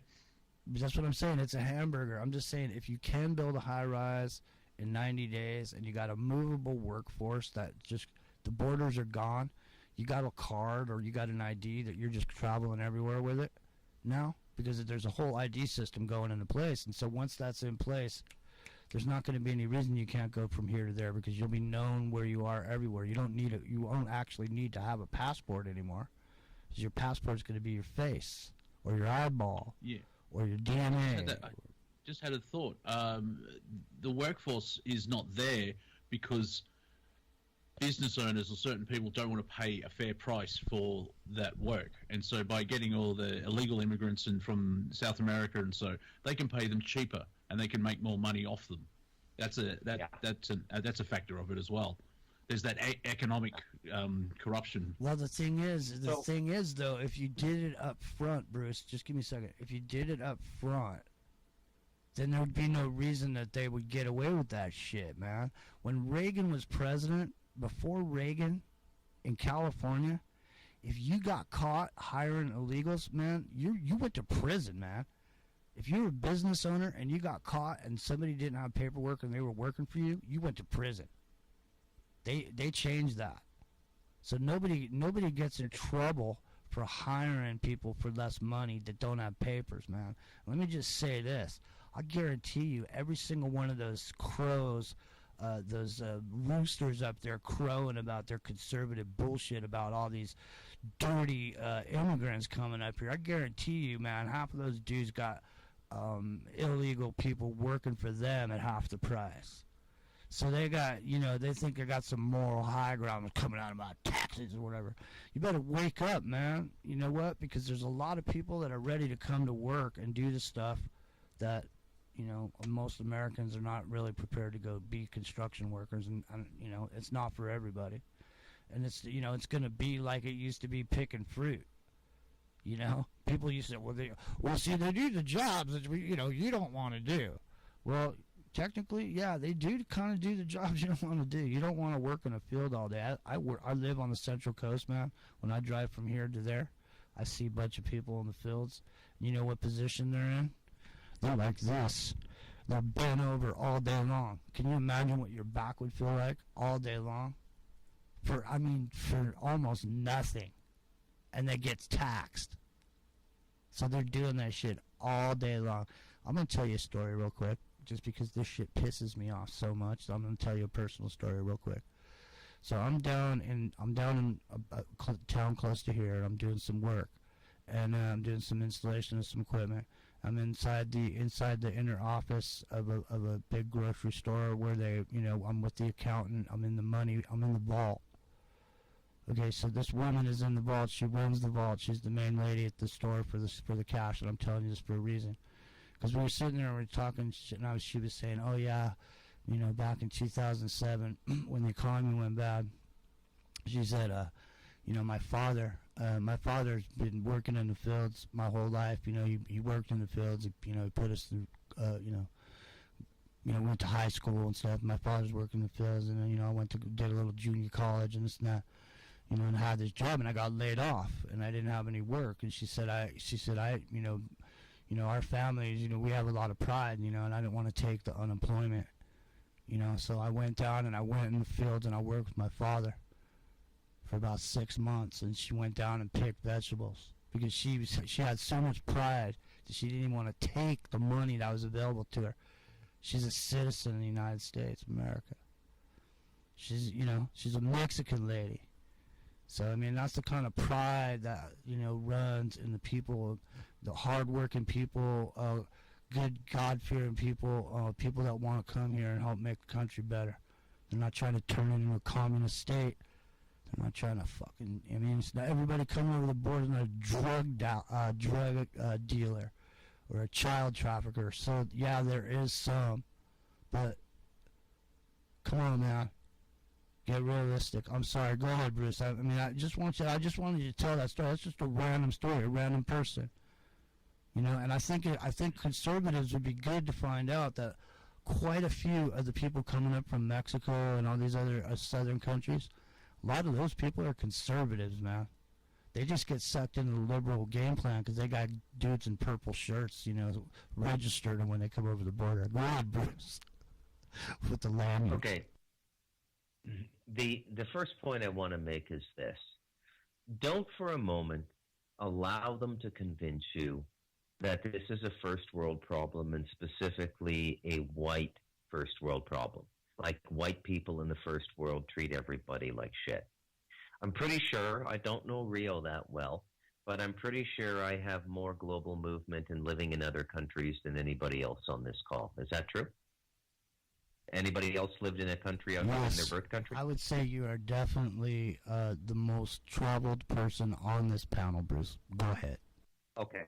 I've never in my life been to a place that doesn't have what I call the bitch class. The bitch class in Costa Rica are the Nicaraguans. Those poor bastards were ravaged by American foreign policy in the 80s, and perhaps justifiably so. Daniel Ortega is a cocksucker. There's no doubt about that.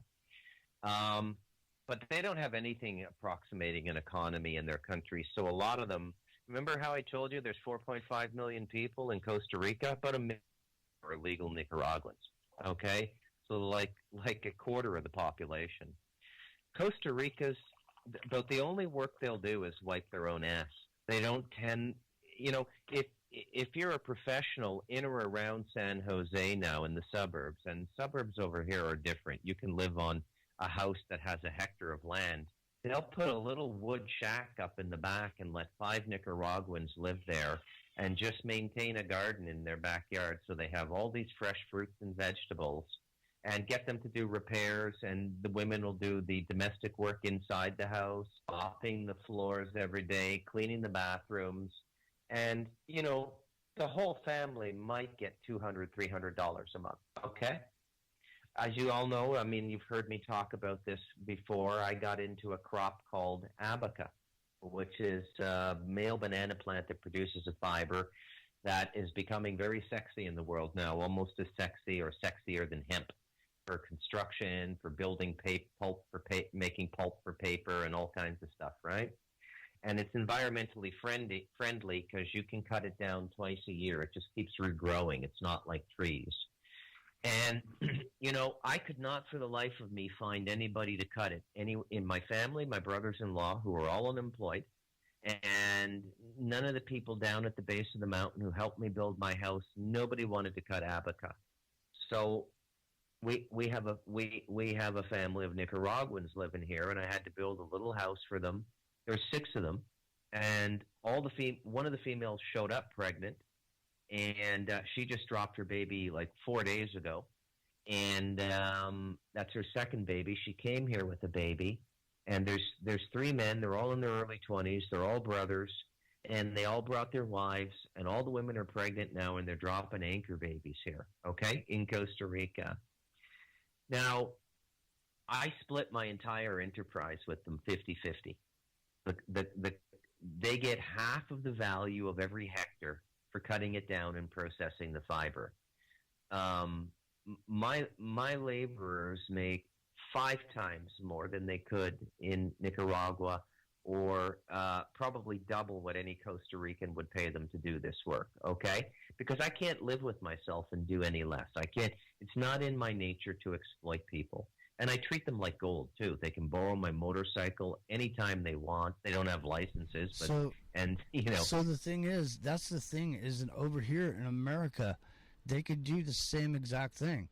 They could pay somebody and charge 50% more than they're paying that guy, and have that be how much it costs. But they don't want to do that. They want to make 100% more than they're charging for the pay that guy. And the guy's the one that should be getting the money, not the corporations. And that's the thing that's shit. It's like that's what happened when collective bargaining went in the shitter, is people stopped getting any more money. That's exactly when there stopped being raises, because nobody's in the unions anymore, and you never hear anything about it. You don't hear what it's like to have a group of people collectively say, fuck you. Look, man, we're not working for $20 an hour anymore. We can't afford to rent a house for $20 an hour.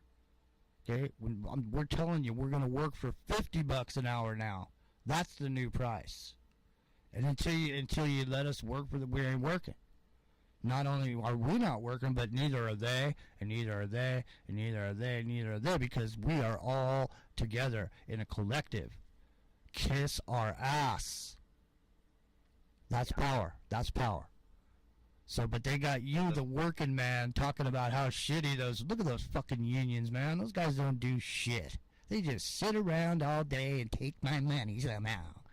Look at those fucking unions over there. They don't do shit all day. Let me just tell you something, man. Union people do shit all day. Trade unions are not the same unions as the government unions. It's completely different. Even though there is collective bargaining, but it's completely different. Man, you start lagging, you show up late in a trade union in the IBW, see ya. You're fired, man. There ain't no just because. Go ahead. My point is, it's not a first world problem. It's not a race problem. It's not white people. If you were to go to the poorest African country you could find, there would be a people dominating, and there would be a bitch class that cleans the latrines. Everybody has this everywhere in the world, including this twat who just got fired for tweeting "burn it all down" and lost her $250,000 a year job. If you were to get on a plane and go and live in Bahrain for a month, you'd figure out it's got 10 times more bitch classes than North America. But she's over here as an immigrant getting posh positions, government-appointed positions like the BC Civil Liberties Union, to tell us all we're a piece of shit. And she comes from a place where they treat people even shittier. Well, it's all bullshit. We got a caller. 619. Who are you, and where are you calling from? I think you're in San Diego, so who are you? 619. Are you still there? No. Well, I guess 619 is no longer with us, I'm afraid. Well, let's listen to this.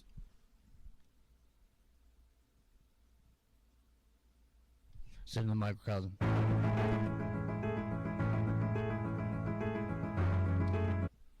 Maybe there's no dialogue. I'll just read it if they don't start talking. It says, oh man, hold on. An expert group. This is awful. Listen here. Let me see if I can just read it to you. Let me see. Abandon it. Yeah, this video is not a. It's one where the text is going by with the motivational kind of montaginal pictures of indigenous people smiling and being happy now because they got their shit back. I don't know. Hold on a second. Here, hang on a second. Let me see if this is another one. It's the same thing. I think it is. All right, never mind. It doesn't matter. It's past midnight anyway. It's past midnight. The gong has struck. Go ahead, Bruce. I'm sorry. I saw that caller, so if the caller's not there, I don't know what happened to him. I think they might have got... Yeah, it's production on the fly here at Into the Microcosm. But you're sort of warned right in the production with double greasy pirate radio, so don't complain, okay? Yeah, no complaint. Well, complaining, go ahead and complain, but I mean, complaining doesn't do shit. I'd rather see somebody's boots on the ground moving in a direction than listen to them complain. I can't listen to it, man. It's like, you know what, man? Somebody's sitting there going, I'm just going, man, I got the same thing going on in my head. It's all blah, blah, blah, blah, blah. It's like, man, I don't try, I try to stay away from it. I was saying to somebody today, man, they go, hey, man, how's it going? And I go, you know what, dude, every time I open my eyes in the morning and I wake up, man, it's a fucking great day. And then it just goes downhill from there with all these motherfuckers running around, everybody's got a little chopper, everybody's got a little axe, and my little wooden legs as I walk around, everybody's a little, hacking away at my little wooden leg. Eventually I'm just going to fall over, Same thing, shark attack, same thing, You're just swimming. You're just minding your own business. You're just swimming. It's all, all of a sudden you see the fin in the water, Bruce. You know what I mean? Yeah. Those cold black eyes looking at you. Go ahead. Over here in Costa Rica, it's not sharks you got to look out for when you're surfing. It's crocodiles. Because in the mating season, they leave the freshwater streams and tributaries and go out into the ocean. Actually, met a guy in 2012 who got bit by a shark. He was like 6 months in the hospital, well, a month in the hospital and 5 months in bed at home. He almost lost the whole part of his right leg below the knee, but they did a fantastic job. It's grotesquely scarred, but he's fully functional. He can run, jump. He immediately went right back to surfing, and the first time he went into the ocean, he got bit by a stingray in the heel. So obviously this guy has some ocean karma to work out, but I just want to point out it's crocodiles you got to watch out for over here. Can you imagine paddling on a surfboard and seeing some 18-foot, and that's how big they are over here with the tail and everything, some 18-foot crocodile behind you bearing down on you, the terror you would feel? No, but I have sat I've sat out here in the ocean, where you surf here in Northern California. Number one, the water's cold. Number two, there's kelp. Number three, there's sea otters. There's seals. There's harbor seals. And when you sit out there and you're sitting there and you go, a lot of times you go in the morning, early morning, and you're sitting out there, man, and you just mind your own business. All of a sudden these things come up for air, like right next to you and shit. And the thing is, like, from underneath, you look, that's why, O'Neill's, the wetsuits, they're here, they were here in Santa Cruz. He's dead now. He just died a couple years ago. But that's why they started coming out with those hot colors on wetsuits. It's because everybody's wetsuit was black, and, you look like a seal. You look like a harbor seal to a shark. So there's great white breeding grounds up here.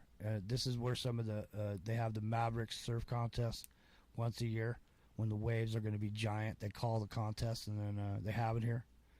So it's a wild, Northern California is a wild place to be in the ocean for sure. Same thing with Australia. Yeah. 'Cause we're an island nation, and half of us likes the sea. I don't. I'm a freshwater Pisces, but we have shark attacks, and my point with that is when a shark enters my lounge room and attacks me, then I'll have an issue with it. So if you don't want to get attacked by a shark, be careful when you're in the water, or don't even go in the water. But there's if you're familiar with the city of Darwin, which is at the top end of Australia, an ex-housemate of mine used to live up there. He survived Cyclone Tracy, for those who know what that is. The phone box came through the lounge room window and went out the roof. It was an interesting time. But the bay there where the harbour is, like tourists say, are there any sharks in that bay? Oh, no, the crocodiles ate them all. And you can just see them turn white, like, well, I won't go in. A land mammal, a land thing. I'm like, great. Yeah, I always wanted to travel to Australia my whole life, but as far as Australia goes and Costa Rica, Australia is one of the. There's so much deadly animals and insects around there. It's like it's almost a miracle that you survive every single day. What is it? 60% of our wildlife can kill you. The other 40% wants to, but they can't. And it's just a lesson in nature. Like. Don't go. Don't poke the bear. That type of thing. Yeah. Just leave the animals alone, and they usually leave you alone. Well, do you have snakes and You got white cockatoos flying all over the place, just wild. Yeah, yep, and they're just really loud. They're not annoying. The koala, they have claws that could rip you apart. But they eat eucalyptus leaves and they get really high off it, and they get hungry. So they're stoned out of their gourd 24 hours a day, and so that's why they don't attack because they're stoned. That's cool, man. But if they can't get a fix, they'll go. And they're a protected species as well, because Australia is very unique from an evolution point of view, where kangaroo, platypus, koala, wombat, dingo. And we do have a lot of cane toads and rabbits and foxes, but that was because they were introduced and just stuffed the entire ecosystem. Shit, man. A long time ago, I remember seeing this. It was a special report on these opal miners. And these people dig out this place where they live, and their house is literally underground because the temperature is so hot there. But they have these fucking cool houses dug out where they were mining opals, man. And, it's just really amazing. Do you know much about the opal mining that goes on? The main city's Kalgoorlie. I think it's in Western Australia. It's halfway between Perth and Adelaide. And it gets up to. I'm looking for a temperature converter, so I can actually. So Americans, so dumb Americans will know what temperature you mean. Well, you said American. I mean, you said dumb. Yeah. It can get up to 50 because it's in the middle of a desert, and they live like in hobbit holes, but they're decked out. They're human. It's not like Gollum from Lord of the Rings, where I found a tunnel there. It's like decked out. It's really cool, caves. Man. Yeah. Really cool. It can get up to 52 degrees Celsius, which is 125 Fahrenheit. Yeah. But they're chilling down there in 70 degrees constant because of where they're at. They use the ground to keep it cool. Yeah. And opals are a very profitable thing, and it's used. It's just not.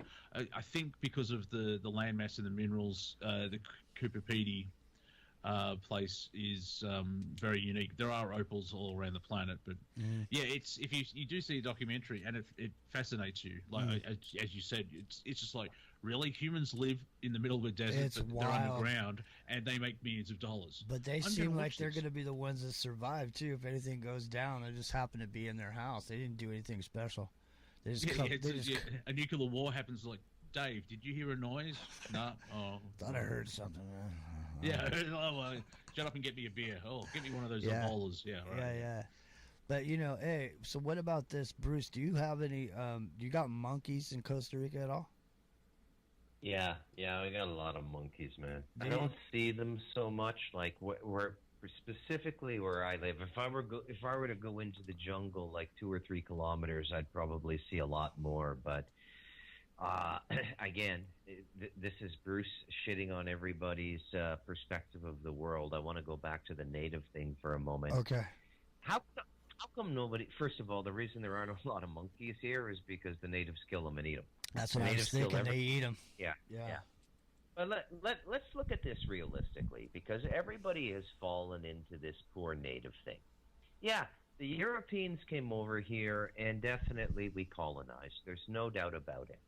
But looking at the world from the perspective of 2021, does any group of people realistically have the right to say, with a tiny population, this vast swatch of tens of thousands of square miles is ours to maintain our life of nomadic hunting? Because most of the native tribes never even got into agriculture in a big way in North America because the game was so prolific. So in the modern way of living, you can fit 1 million people into about 10 square kilometers, okay, with the high rises and everything, and the food distribution and the supply chain and everything. Does anybody really have the right to say North America is ours, so we can move our tribe of like 220 people 1,200 kilometers when the cold weather comes and follow the? Of course not. Well, they have been though since America's been here. Someone said this is ours, and we're going to move our people over. Well, come on, right? So if if the American government can do it, then why can't the natives do it? Because that's what they're going to say. That's what's coming, man. That's why they're getting rid of the single-family houses, man. That's why we did those shows about that shit. It all, they seem like they're separate, but it all ties together. It ties together with this COVID passport. The passport idea is going to be the one, because it's going to be the one you need, that you don't have to travel with it. It's just the one you need to move anywhere. You have to have it. It's like your ID. It's like what you used to call it, your driver's license, but now it's just going to be some boop, and everything. I'm starting to feel a little bit conversationally aggressive because I haven't heard a peep from poor Rio in 45 minutes. It's because he's over there. He's getting his reverse speed shit ready. He's about to go a reverse perverse, and he's got some good shit. Rio, are you ready? Let me know you're ready, because if you are, I'm ready, and I think everybody else is ready too. We're talking about. We went full crocodile Monty. Yeah, I've been here listening to you guys. So. Yeah, crocodile Monty's here. I kind of kicking back in my big comfy chair. I know. Well, it's time to get your ass up, man. It's time to wakey. Oh, that's not a pun. This is a pun. Yeah, a pun. This. You know what, man? I'll tell you what. Is that caller, are you gone or not on the line? 619. One more time. I don't think so. Okay. There's only 4. Supposed to be 5 on the call, and there's only 4. All right, great. Well, listen. Here's what we're going to do. I'm going to play a little bit of music. Rio's going to get ready. And everybody else on the call, you go ahead and get what you're going to drink. Do your thing. Listeners, enjoy it. Here it comes.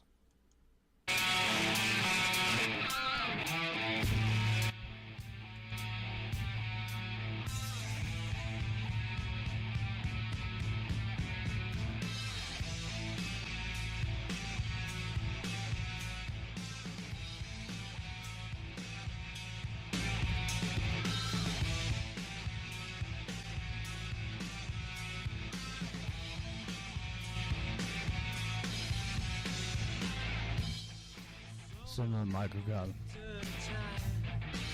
We'll keep you on like a hero pie. And nothing like an August night. Fetching your loving.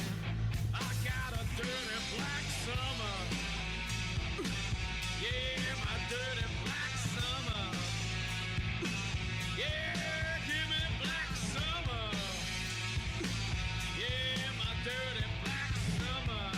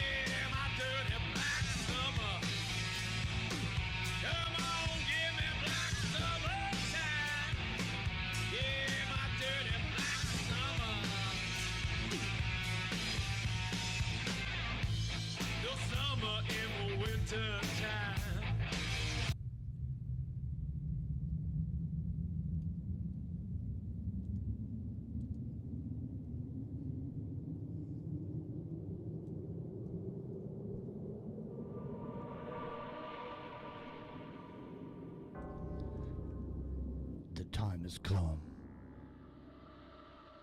You've all been waiting for. It is Rock and Rio's reverse, perverse circus.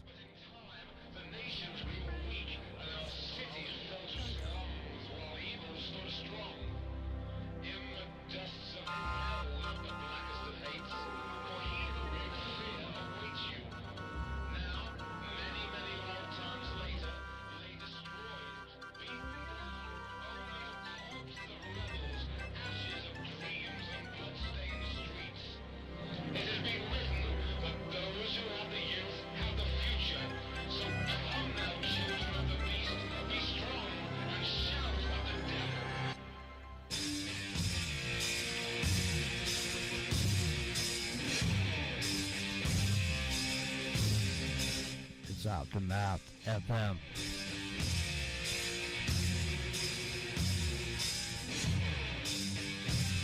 It's time to shout at the devil.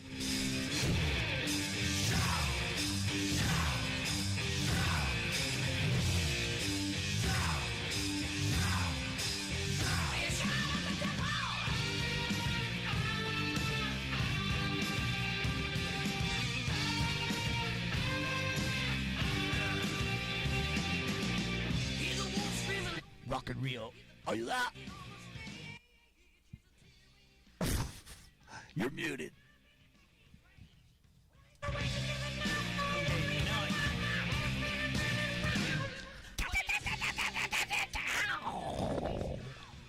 You missed your cue. Go ahead. Shout at the devil. You're still muted. I'm still muted. No, there you go. I can hear you now. We can hear you now. Yes, we can. Yes, we Please can. talk, because I've just got an image of Vince Neil today, and my God, if he goes to the beach, people are going to push him back into the water. Back to you. Yes, we can. It was funny because you just said, yes, we can, and it reminded me of last week we played the greatest hits, Obama's greatest hits. Yes, we can. What does he say? Thank you. We're going to get to Obama one of these days. I know we're going to do dead. You know what we should do is Dead President's Night. Only I was gearing up for that. I Nice. had some ideas for certain things. Well, synchronistic minds work in mysterious ways, don't they? Well, listen. I see you too, Drone. Hey, Droney, good to see you, man. Listen, ladies and gentlemen, it's in the microphone, Matt.fm. Welcome.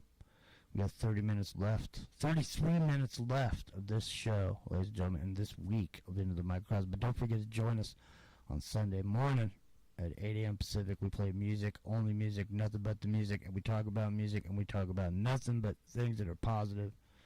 And so, funny stories. I don't mean, when I say positive, I just mean we don't talk about any of the negative aspects that we talk about over here. We go over there, and we put on our other hats, and we don't talk about this shit.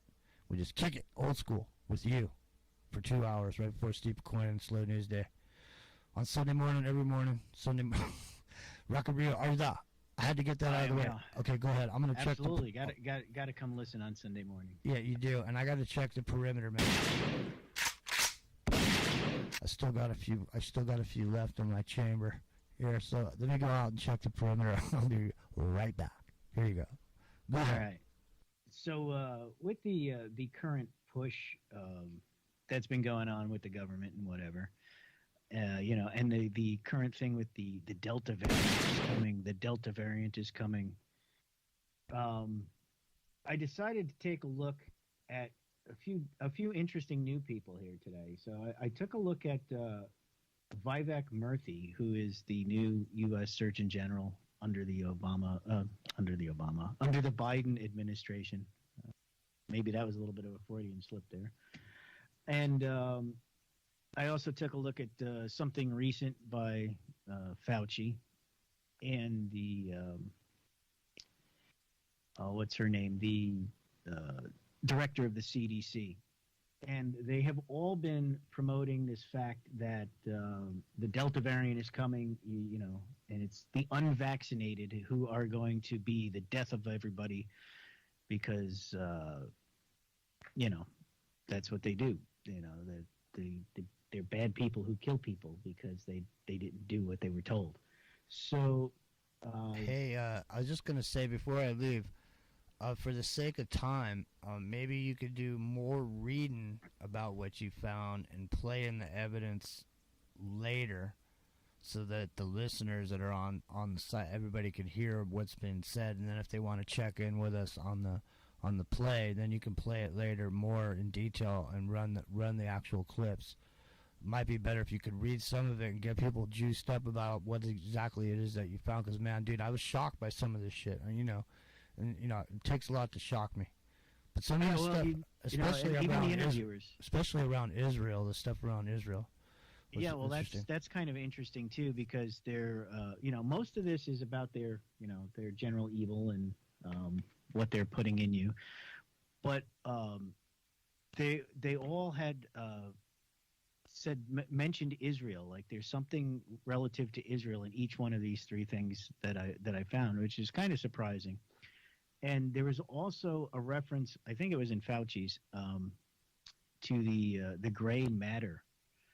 And I wasn't really sure what that was. The gray mass, rather, the gray mass. And obviously gray mass is the stuff in your head. But there is also a gray mass, which is a company that deals with Bitcoin and stuff, and they had a very interesting description. It says Gray Mass is an organization built to facilitate the growth of distributed ledger technologies and the infrastructure powering them. We study and participate in the decentralized ecosystems in order to build solutions that improve these systems for all their users.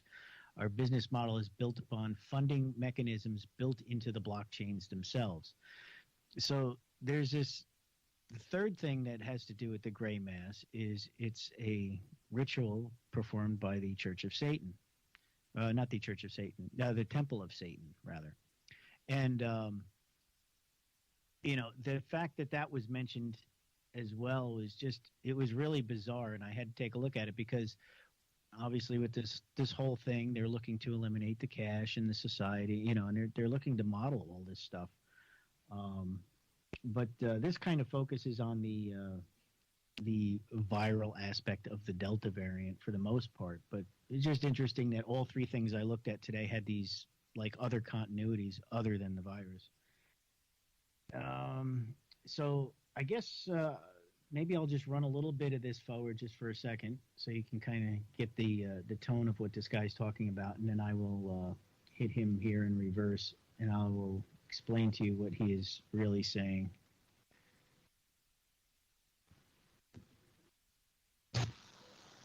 Oh, well, good morning to you as well. I'm very concerned about the rise in the Delta variant. We are seeing increases in cases in many states across the country, but it's important to note one critical thing here, which is that these increases are happening particularly in unvaccinated populations, and the deaths that we're seeing now are the vast majority of them, more than 99%, are in unvaccinated populations. So the bottom line from Delta is get vaccinated. It's the best way to protect yourself.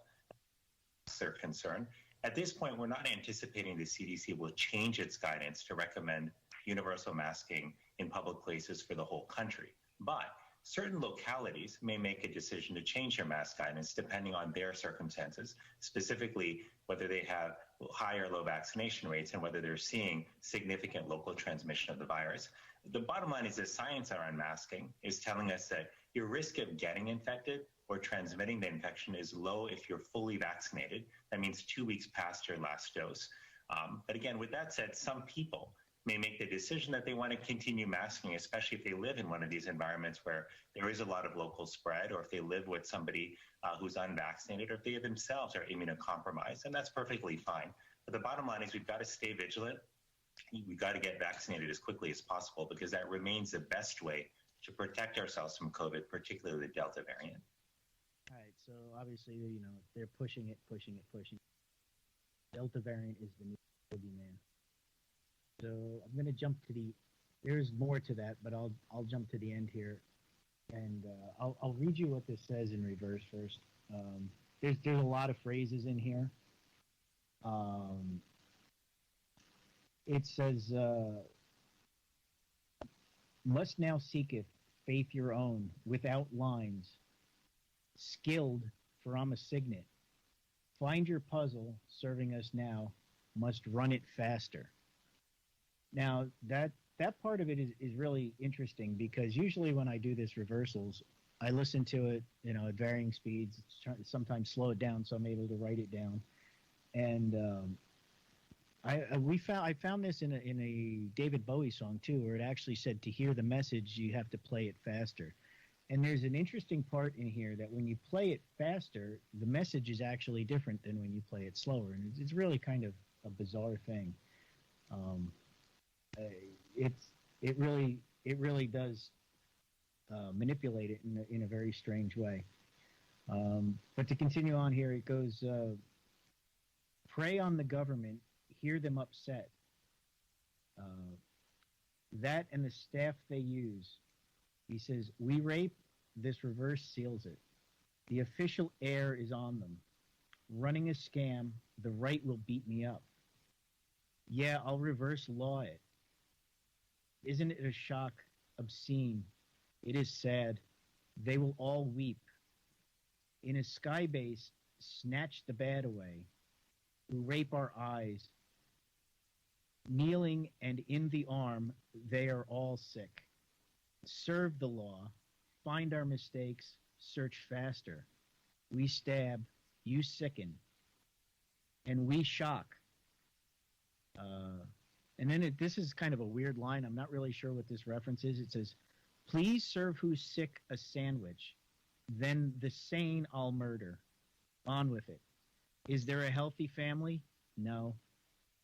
It says, whatever we will serve, it will be the myth. He says, we'll all go scam a chef. And, the reference to the sandwich and the chef, I'm not really sure what that means unless there's going to be something in the food or, there's going to be some deeper part of this. And then it says, in our hearts, the shamed stab them. I reign and it's a hoax. They pulled this off. Sick ones pull this off. Put on this insignia. Kiss your omas. And omas is German for grandma, if you don't know that. And it says, kiss your omas, sicken the weak. In the shade will stand and heal you with sex. And then it says, there's a little bit of garbled stuff in there. And then there's the Israel reference in this. It goes, nuke Miss Israel, steal their money, and they'll reverse it. Then he says a couple things that are pretty vulgar.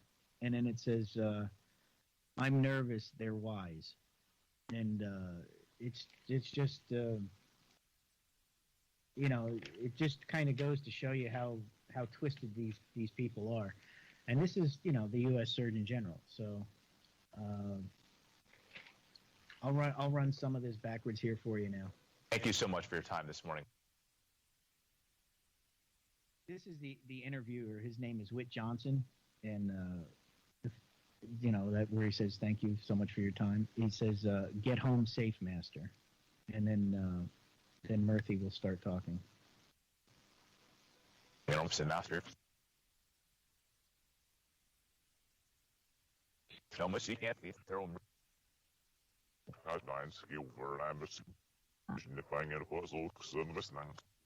Says find your puzzle service now. And some of those schools opening up. If I get a puzzle, Let's run it faster. Prey on the governments, hear them upset.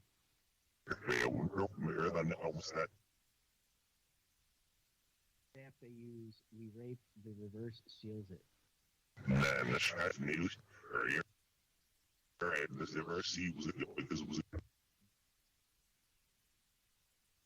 Running a scam, right will beat me up.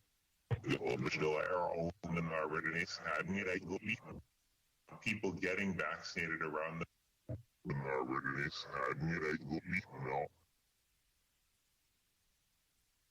Yeah, I'll reverse law it. Isn't it a shock, obscene? They all will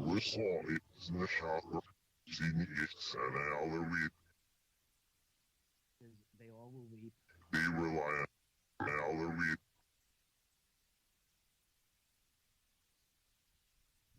sky base snatched the bat away. Hey, your volume's way low when you're talking. Can hear. I'm listening on TalkStream Live, and I can barely hear you talking, but I can hear your clips super loud. Just want to give you a heads up. Okay, so I'll get a little louder here.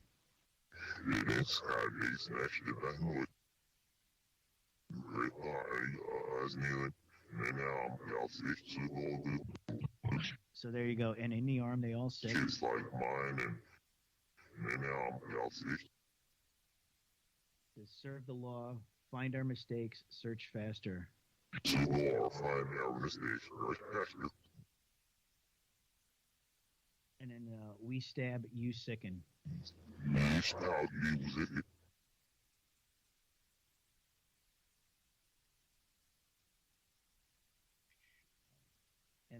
And we shock you.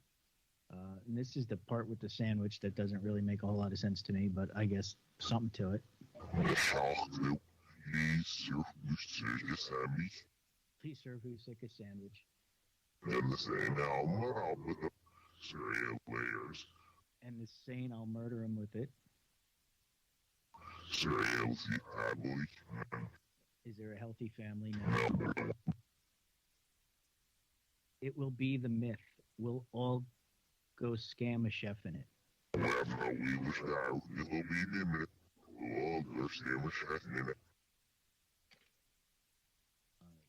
In our hearts, hear the shame, stab them.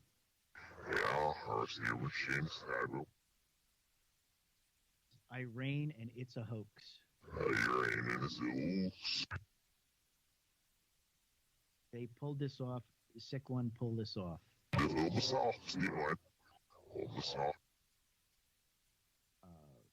Put on this insignia, kiss your omas, sick in the week.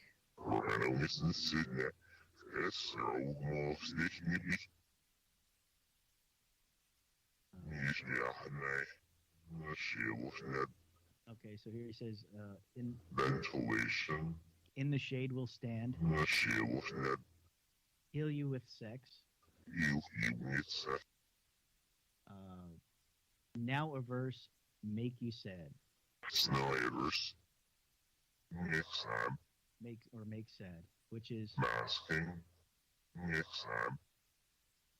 make sad is the forward and back, and then the next part is nuke Miss Israel, steal their money, and they'll reverse it.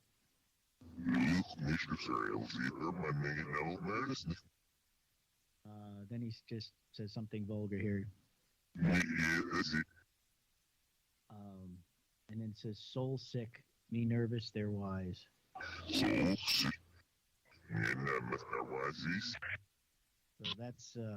that is our U.S. Surgeon General talking about the plan to make everybody sick by putting it in their arm. You guys hear that, Monty? Bruce? 80% of it. I don't know if it's. I'm finding it. I'm hearing maybe some other words, but I'm wondering if it's my perception of. There you go. So, Bruce, what were it yourself? Yeah, much more than last week, Rio. The one about stab was so clear; it sounded like it was coming in forward. I could not believe it, actually. I'm actually getting good at this. I have a knack for language. My brain is language top heavy, and I get by with grade 9 math skills. And now I'm really starting to see it. You're creeping the shit out of me, Rio. Literally creeping the shit out of me. And ask Jimmy, I don't creep easy. Well, yeah, it is creepy, and it's creepy that these guys all do it, and they're all on the same page with all this stuff. And it's obvious what the plan is, right? And at least to us, doing this with the reverse just really confirms it. Say it out loud. Just underline it for the listener. What is the plan? What is the plan? Everybody gets the jab, whether they want to or not, right?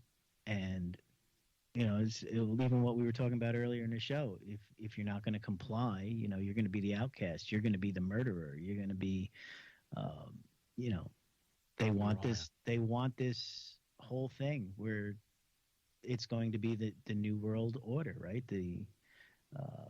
We're going to get rid of the currency. We're going to put everybody in, you're not going to be able to travel. You're not going to be able to fly. I mean, I heard Clyde talking about this on his show last night, about how the restrictions that are going to be coming into the airports and how they're looking to eliminate planes as part of the Green New Deal.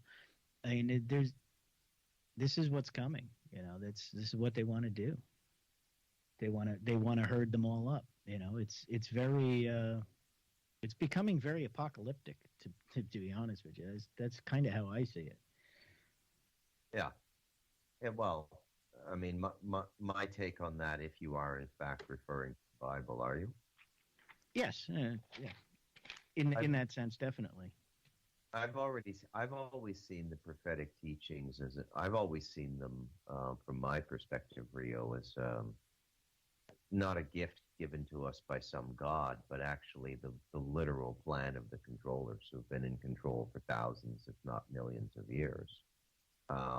So there's little doubt in my mind that, every aspect of Revelation, if you follow it, and, the Christian radio crowd is just going hog wild on this now. This is their time to shine with their "see, I told you" sort of attitude for all the people who don't believe their religious dogma. And I try to quietly point out to these people, none of this is hand of God. It's all, how can you call this act of God? It's all being organized by committees, by banking, by organizations like the WHO, and subcommittees like National Disease Control Centers, CDC in the United States. And I actually wrote a book about this, Rio, about what I would call institutional Satanism. And Satanism is actually a phenomenon we see expressed through our institutions more than we see through individuals. The individuals are like, I don't know, they pay me like that woman I did in the first hour. They give me $250,000 a year to do this job. You ask anyway, it's a big, I didn't do it. And it's just this big machine, the way these institutions have been organized. And from the top, they are indeed controlled by people who, Satanism would fit, if you want to use that word. They're anti-life, they're anti-love, they're anti-creation, they're anti-nature, they're anti-everything.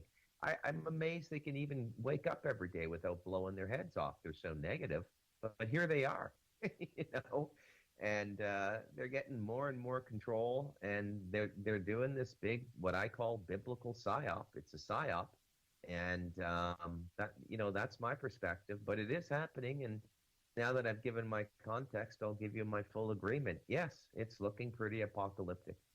Yeah, instead of prophecy, it's a script. They're following a script that was written however long. So yeah, I understand it's not God works in mysterious ways and the timeline's unfolding. It's the small group of people who believe in this stuff, like who created the plan and following the plan, and they believe they will actually complete the plan and they'll have the outcome that they want. It's been a long game for centuries, right? That they've wanted to do this takeover of the world kind of thing. It's even reducing it to cartoon terms with like Pinky and the Brain. What are we going to do today? We're going to take over the world. That's what they really want. They want to be the masters flip side, of the reality, right? Yeah, and on the flip side of that, they suck at doing it, aren't they? Because it's taken this long and they keep failing. But they're very they've got the tenacity to keep going. They keep trying. Yeah.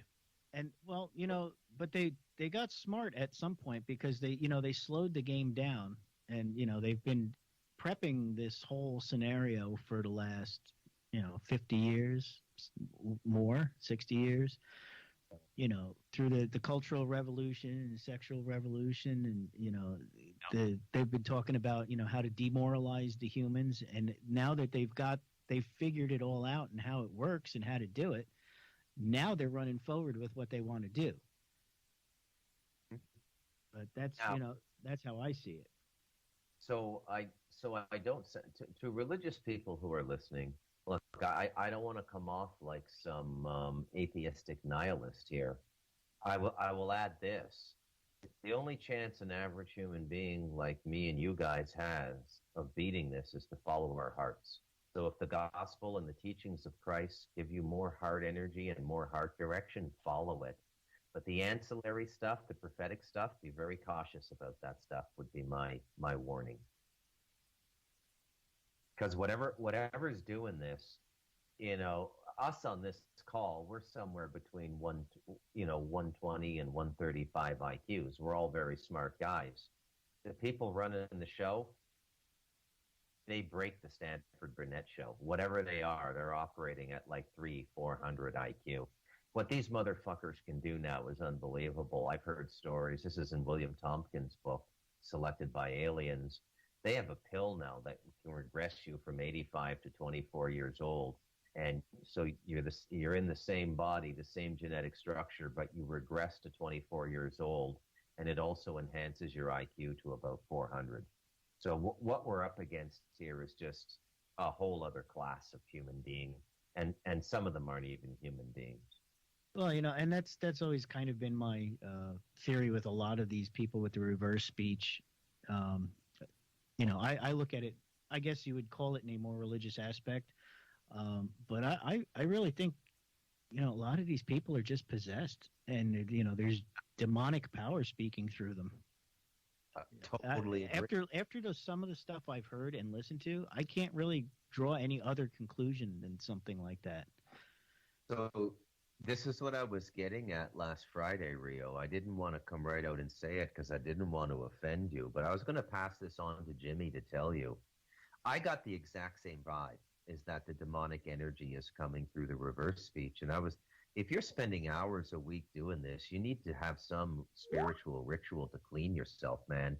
This shit's more infectious than the fall flu. Yeah, I'm pretty well guarded against this. Good. I'm glad to hear that.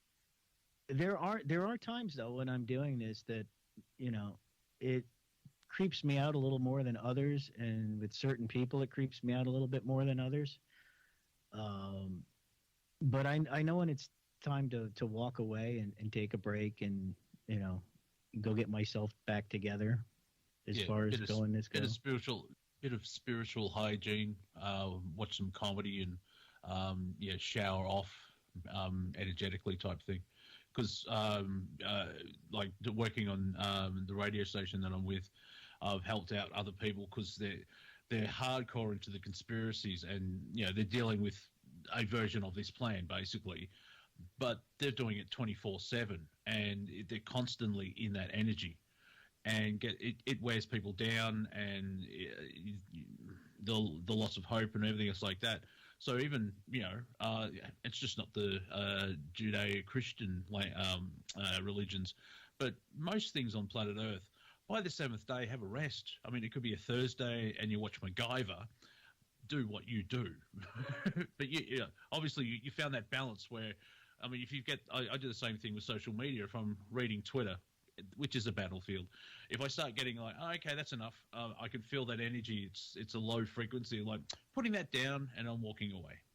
Well, you see, the other thing too that helps with me doing this is I already go into this knowing that there's evil present, right? It's not like I'm a person who is a television vegetable and sits there and stares at the thing all day is just constantly being programmed without any clue of what's going on. No. But once once you've been awakened to it, and you realize that there's symbolism in front of you, and that there's what's happening in front of you through the illusion that what you don't see on the surface, your mind is better protected against absorbing it in that respect. When you're doing your reverse speech, man, I would be wearing a garlic necklace and have your computer seat in a circle of Himalayan salt, man. Seriously, that's creepy shit. It is demonic. It is the voice from the demonic realm. Jimmy's got a new sound effect. Yeah, he loves that shotgun. Well, I just had the shotgun out tonight because there was these knock and talks, and I'm saying that they've done everything that they can to inflame these right-wing Christian gun owners into going out in the streets and shooting shit up, and they have not been able to do it. Every single thing they've done Every single way they could poke that bear, they have.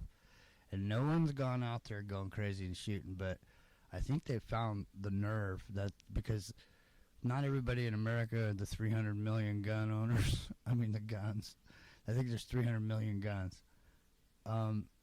Most of them ain't out in the streets wearing camo and running around, trying to pretend like they're, general or whatever. These guys are just got guns in their house, but this is their last bastion of freedom. This is their last place where they can be, and I think they're going to protect it. And they're going to protect it in ugly ways, and that's why they're going to make it a crime if you refuse, because they're going to come with the rules of engagement in America have changed, man. And because you mentioned far right, I saw a headline, and it didn't show. They only showed the headline. It didn't show what website it was on. But apparently now, laughter is a sign of far right. It means laughter is a far right thing, or something like that. Like, oh yes, if you're too happy, you must be on the right, because we here on the left are serious and focused and miserable, at the same time. Yeah.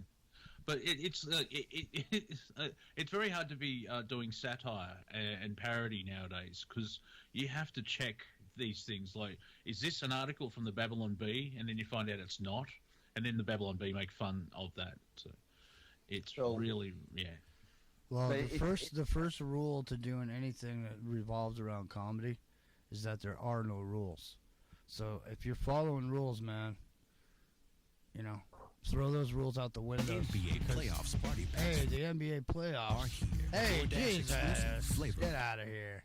Hey, who let them guys? Who let them guys? I know everybody. If you're going to talk about sports ball, I'm leaving. No, it's funny how during the pandemic, everybody's like, you know what, man?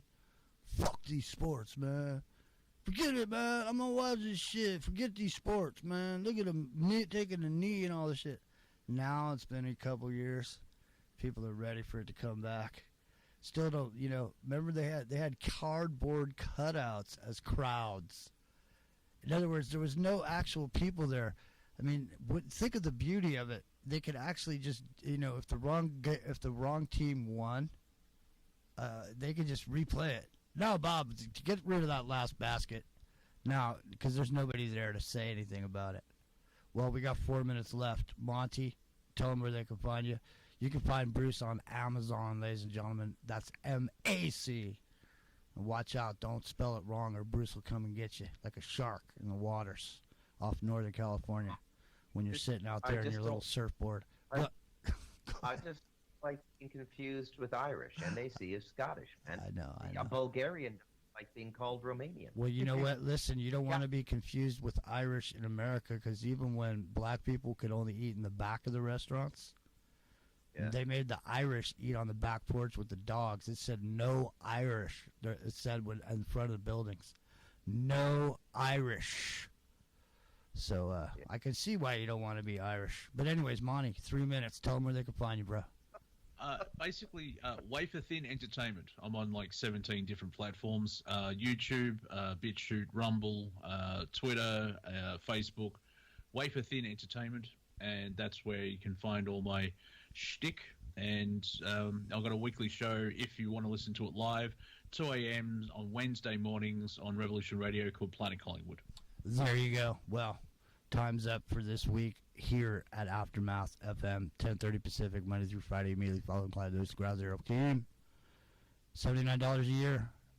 Aftermath FM /microcosm, and we'll get the heads up that you guys joined up. That's sweet. And if you want to just support the show, Patreon into the microcosm, and we're over on YouTube. And if you want to hang out for the after party, come on down. You know where to find us, and you don't have to. There's no dress code. I think it's a ladies' night tonight. Ladies drink for free on Rio tonight. That's right. That's what he said. And with the next one coming up, we have a special lady to take down in the after party too. So. There you go. Well, listen, man, I have to go, and it's ladies' night. Why don't you tell me these things? I'll change my plans. Well, it's I'll too be back bad. next week. So. We were gonna give you a whole pocket full of drink tickets, too, man. Well, there you go. Yeah. Well, can we hold over to next week? I'm We a time can. traveler. Well, we'll just make next week ladies' night too. Well, check it out. We'll still be here with the ladies next week. Monty, can you say H one more time, just for shits and giggles? Well, H. A, B, C, D, H.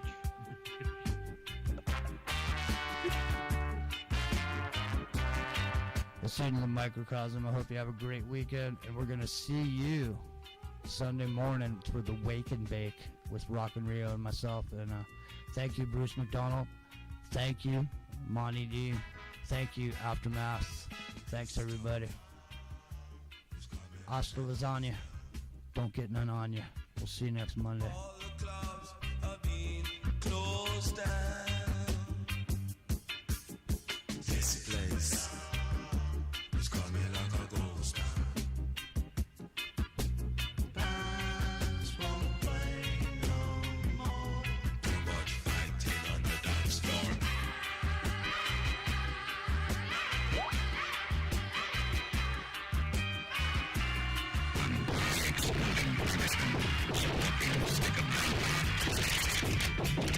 With a very short fuse. The exploding Irishman, a walking stick of dynamite.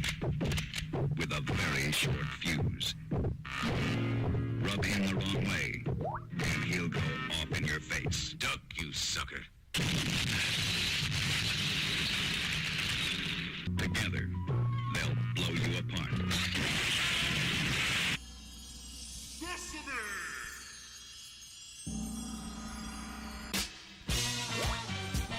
See you next week. See you Sunday.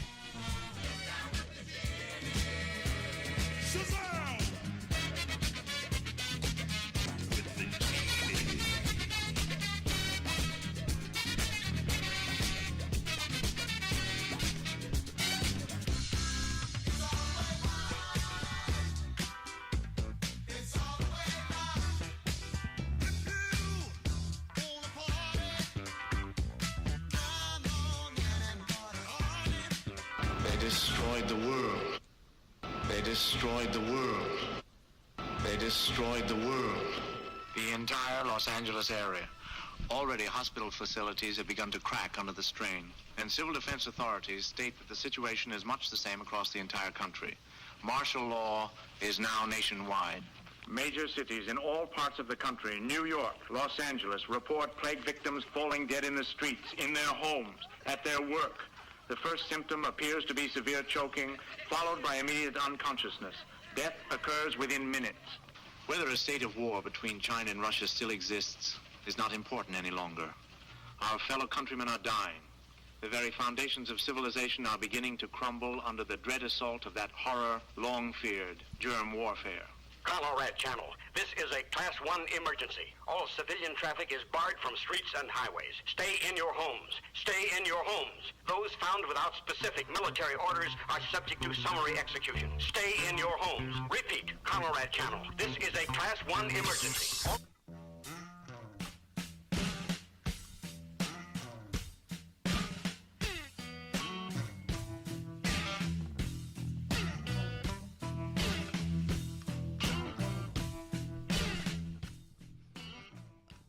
I'm your crawling king snake.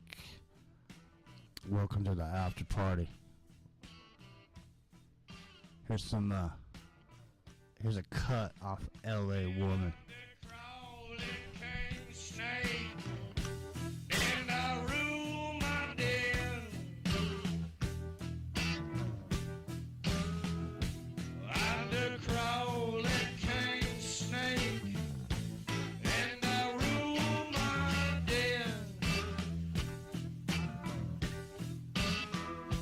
You don't mess around with my mate. Gonna use her for myself.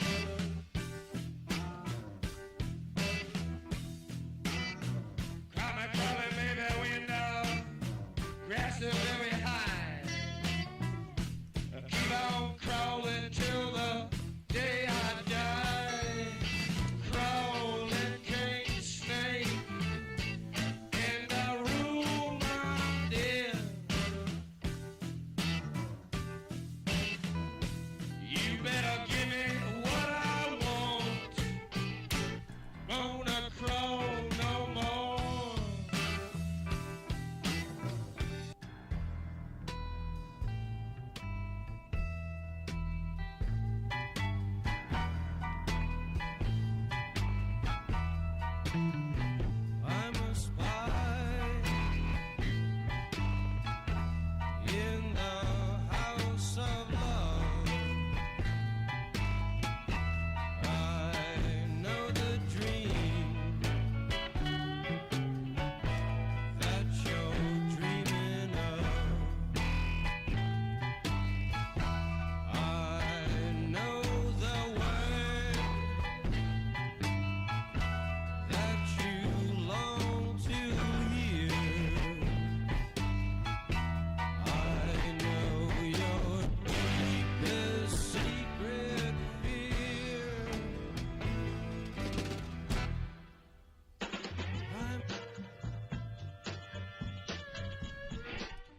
He really was a spy in the house of love. The back door man.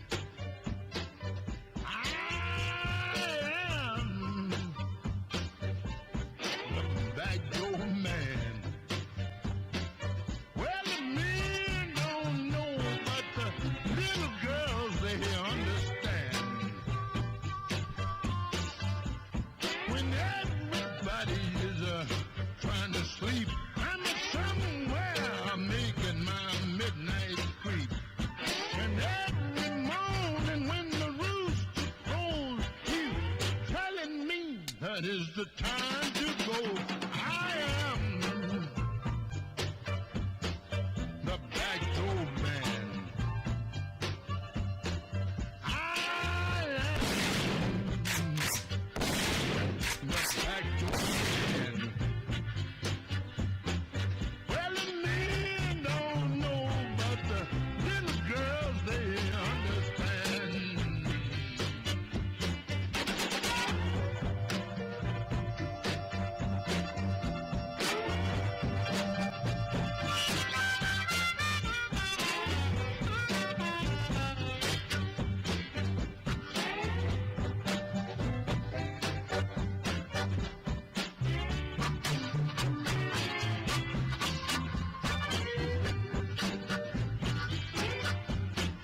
Well, they took me to the doctor, shot full of hole.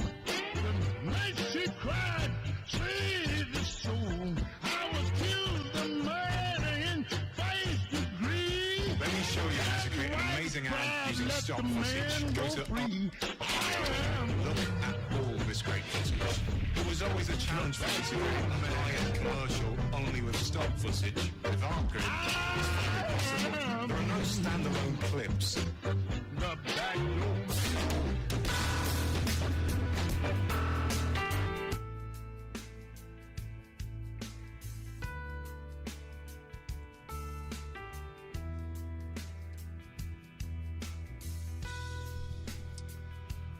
Rockin' Rio, are you there? I am here. Excellent. Ted. Well, I was trying to give you a break, but you didn't look like you went anywhere. I'm going somewhere right now, man. I gotta exit outside and have myself a smoke out in the fresh air. What's up, Smurfer? Good to see you. What you up to? Aaron? Hey, what's up, Smurfer? What you up to? Let me see who else over here. Zoe, what's happening? Scott. Eric. Who else? Spike. AA. Bunch of people. Danny, what's up? Danny, there's kooks in the soup, dude. Kooks in the soup. I repeat, kooks in the soup. It's good to be king. Especially if you know how to swing.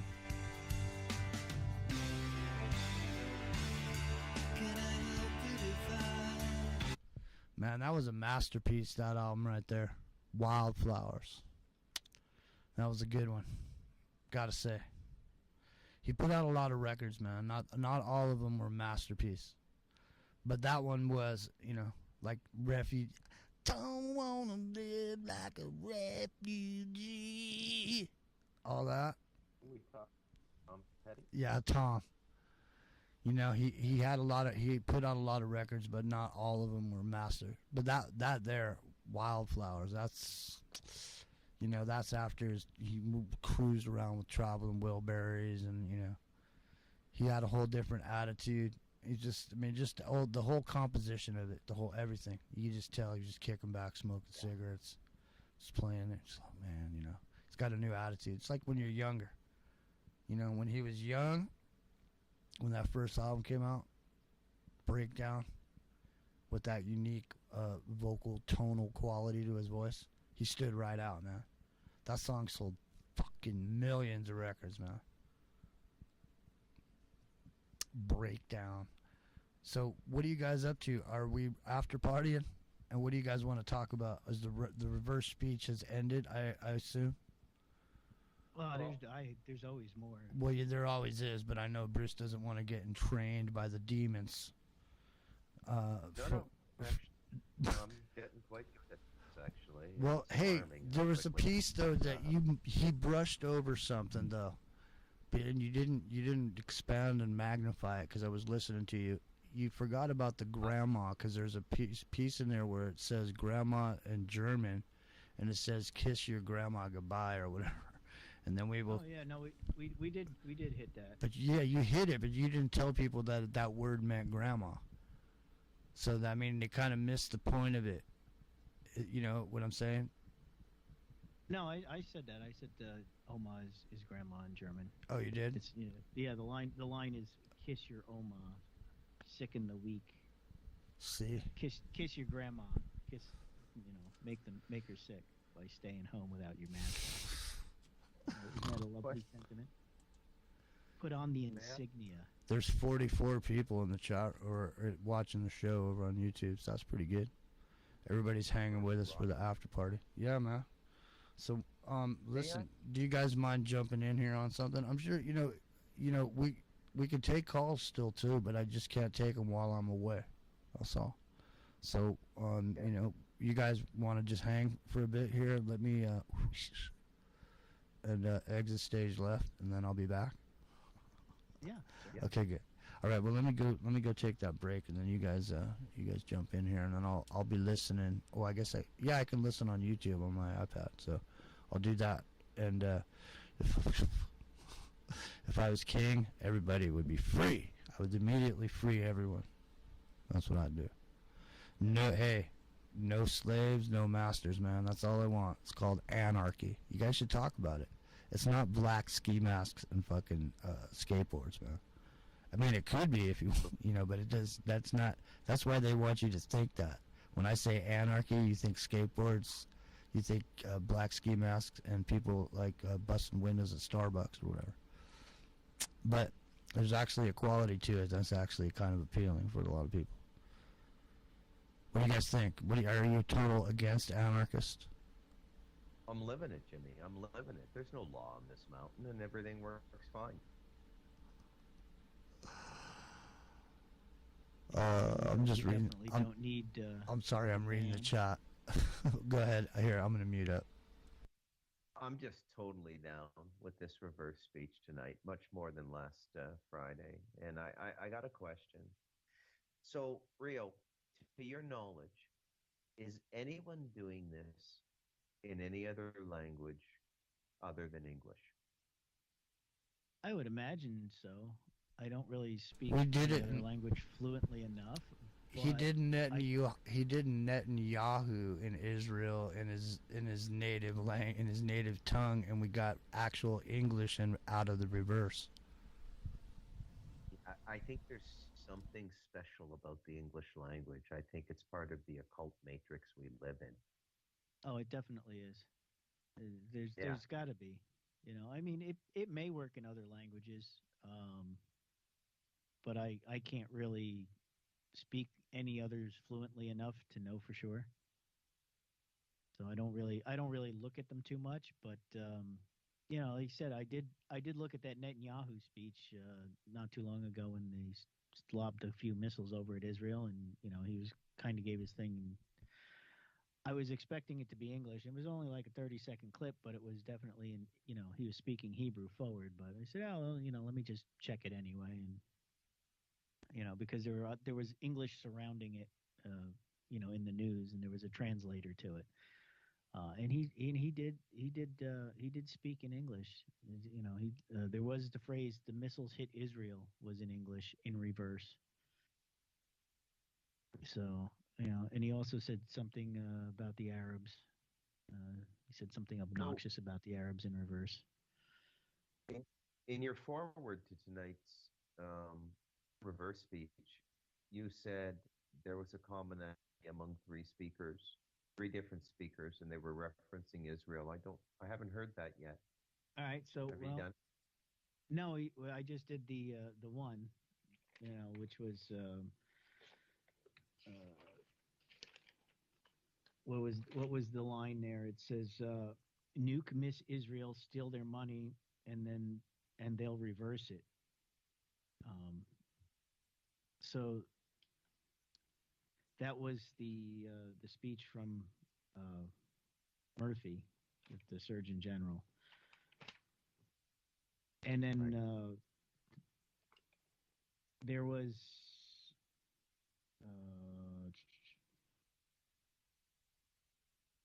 Where is it now? It was in the CDC director's thing that I was listening to, Walensky.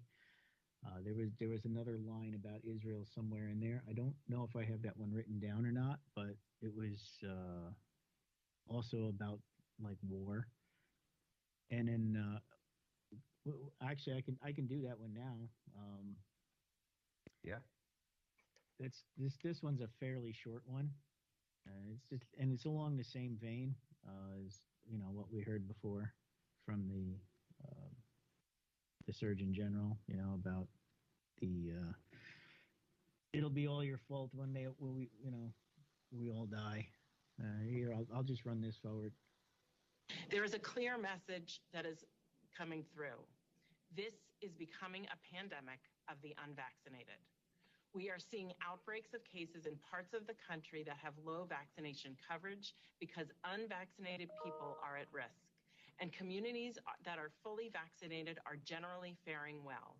The good news is that if you're fully vaccinated, you are protected against severe COVID, hospitalization, and death, and are even protected against the known variants, including the Delta variant circulating in this country. If you are not vaccinated, you remain at risk. Right, so, she basically said the same thing in the forward. But the reverse is, the serpent name are we, and in our stab, honor with it. It says, you shock them, they'll reverse. And here again, it says, they rape us by the needles, the snakes. It's a brave one that's taken it. Cast Garden of Eden on it. Then it says, fighting it, then she absorbs her. An evil crime, this snake, and it cast her. Power within the star you offer, power within the stab you offer. Pronounce it, say you love it. It says, now if you're honest, not to name this God we love, not saying the name. So, who is the God they love that they're not saying the name? Who is the serpent God that was in the Garden of Eden? Could it be Samael? Yeah. Serpent name are we? Honor we feed. Serpent name are we, and with our stab, honor with it. If you are not vaccinated, you remain at risk. Let me slow her down. Serpent name are we, and honor we feed. Shocks them. Hier s'nachts en ingedelichters. Rape us by the needles, snakes. A bit low there, Rio. Is it? Volume. Yeah. Turn it up a little bit. It's a brave one that's taken it. Cast Garden of Eden on it. Brave one that's taken it. Cast Garden of Eden on it. Fighting So let me. Go ahead. Let me just ask Rayo, because all of this stuff is about the vaccine and stuff, and I agree with you. The plan is to get everybody vaccinated. What is your feeling about Michelle Pfeiffer? We got to stop saying that word, but what is your feeling about it? Like, Yeah, I'll leave the question that open-ended. I'm sure it's nefarious, and there's no reason to push something this hard. I mean, it's never been, no other legitimate disease in the past has ever had a push uh, like this. Yeah. The fact that the mystery surrounding the gain of function and the origin of it, and how fast the Trump plan went through, and now how I guess the best phrase is hell bent they are on getting this into everybody. It's all suspect, right? And we know there's a they plan to live forever. There's a transhuman agenda. There's people now who have reported, magnets sticking to their arm, and it's not just like one or two people. It's like hundreds or maybe even thousands of people who have had this problem. You look at the number of people who have died or become seriously injured by having this. It's and what even they'll tell you straight up front it does. With the mRNA, forces your DNA to produce spike proteins that are not natural to your body. Uh, my take on it is that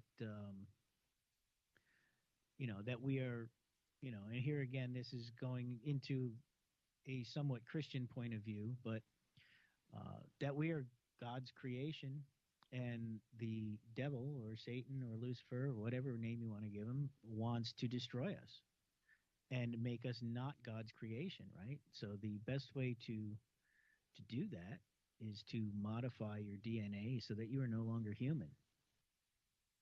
You are something other than human, and that's it doesn't really matter whether you personally or anybody personally believes the religious point of view on it, or the Christian Bible version of it. The point is that they're trying to morph humanity into something different than it is. Yeah. Like I said, it's evil. So the evil is going against the good, and that's what we're in. There's a creepy mask on the video now too, the devil. That's just it. Yeah. But I don't know quite what to make of Michelle Pfeiffer. I don't want to make love to her. But part of me thinks that it's just another cash scam, man. Like the 2008 subprime financial fiasco and the bail-in, right? I mean, trillions of dollars. You could think that too, and it definitely is a cash grab. I mean, obviously, right?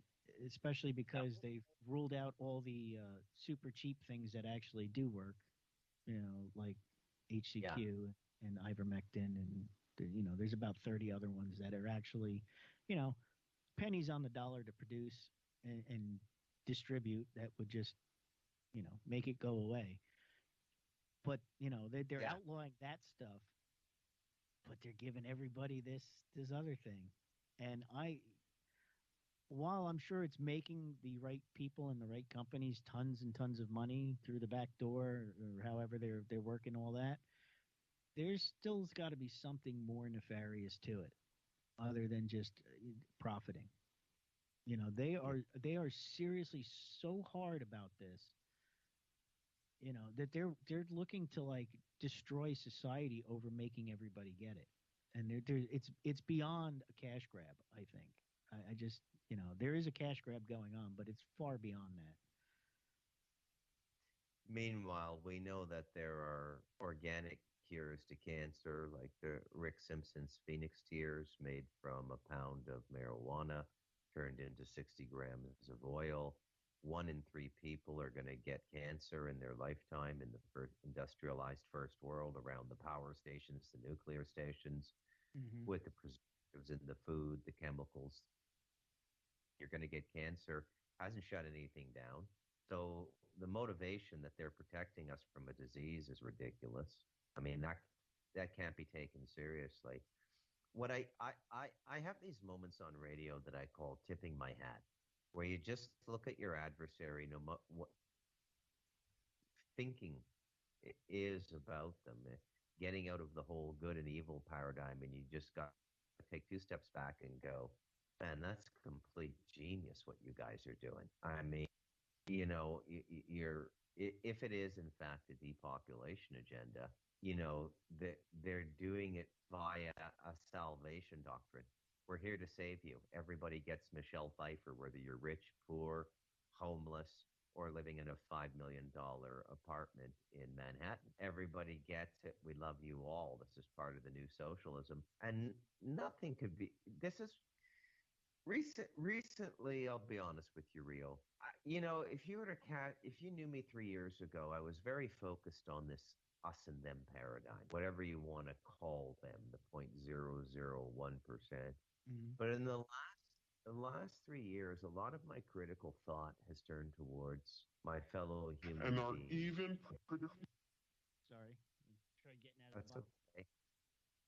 So sometimes when I hear that reverse speech, it sounds like that creepy MC in the birthday party room under Comet Pizza in New York. If or Washington, sorry. you know.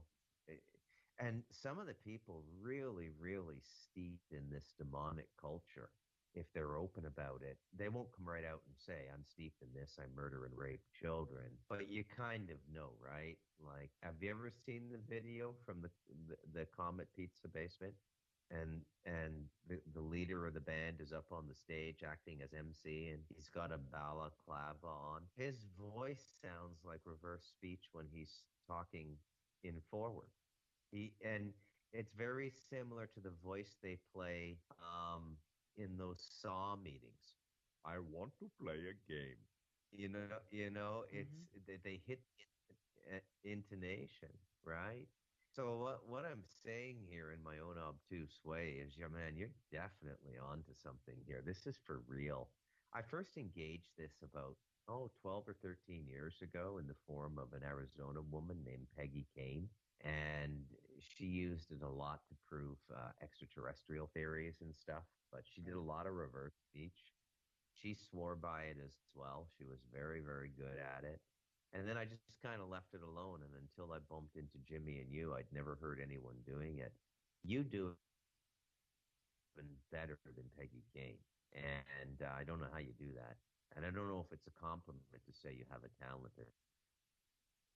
Well, I mean, I do spend time, running it back and forth, trying to, grab it exactly. But it's obviously, just even you said yourself, listening to it, it becomes easier and easier to understand it, because you realize that it's just different inflections or different tones, or it sounds like a drunk guy, or it's the Australian accent versus the English accent versus the Scottish accent versus the Irish accent. We're all still speaking English, even though we pronounce things quite differently, and we can still all understand each other completely, right? So once you kind of tune into the way the reverse sounds, I guess it's just, another form of English.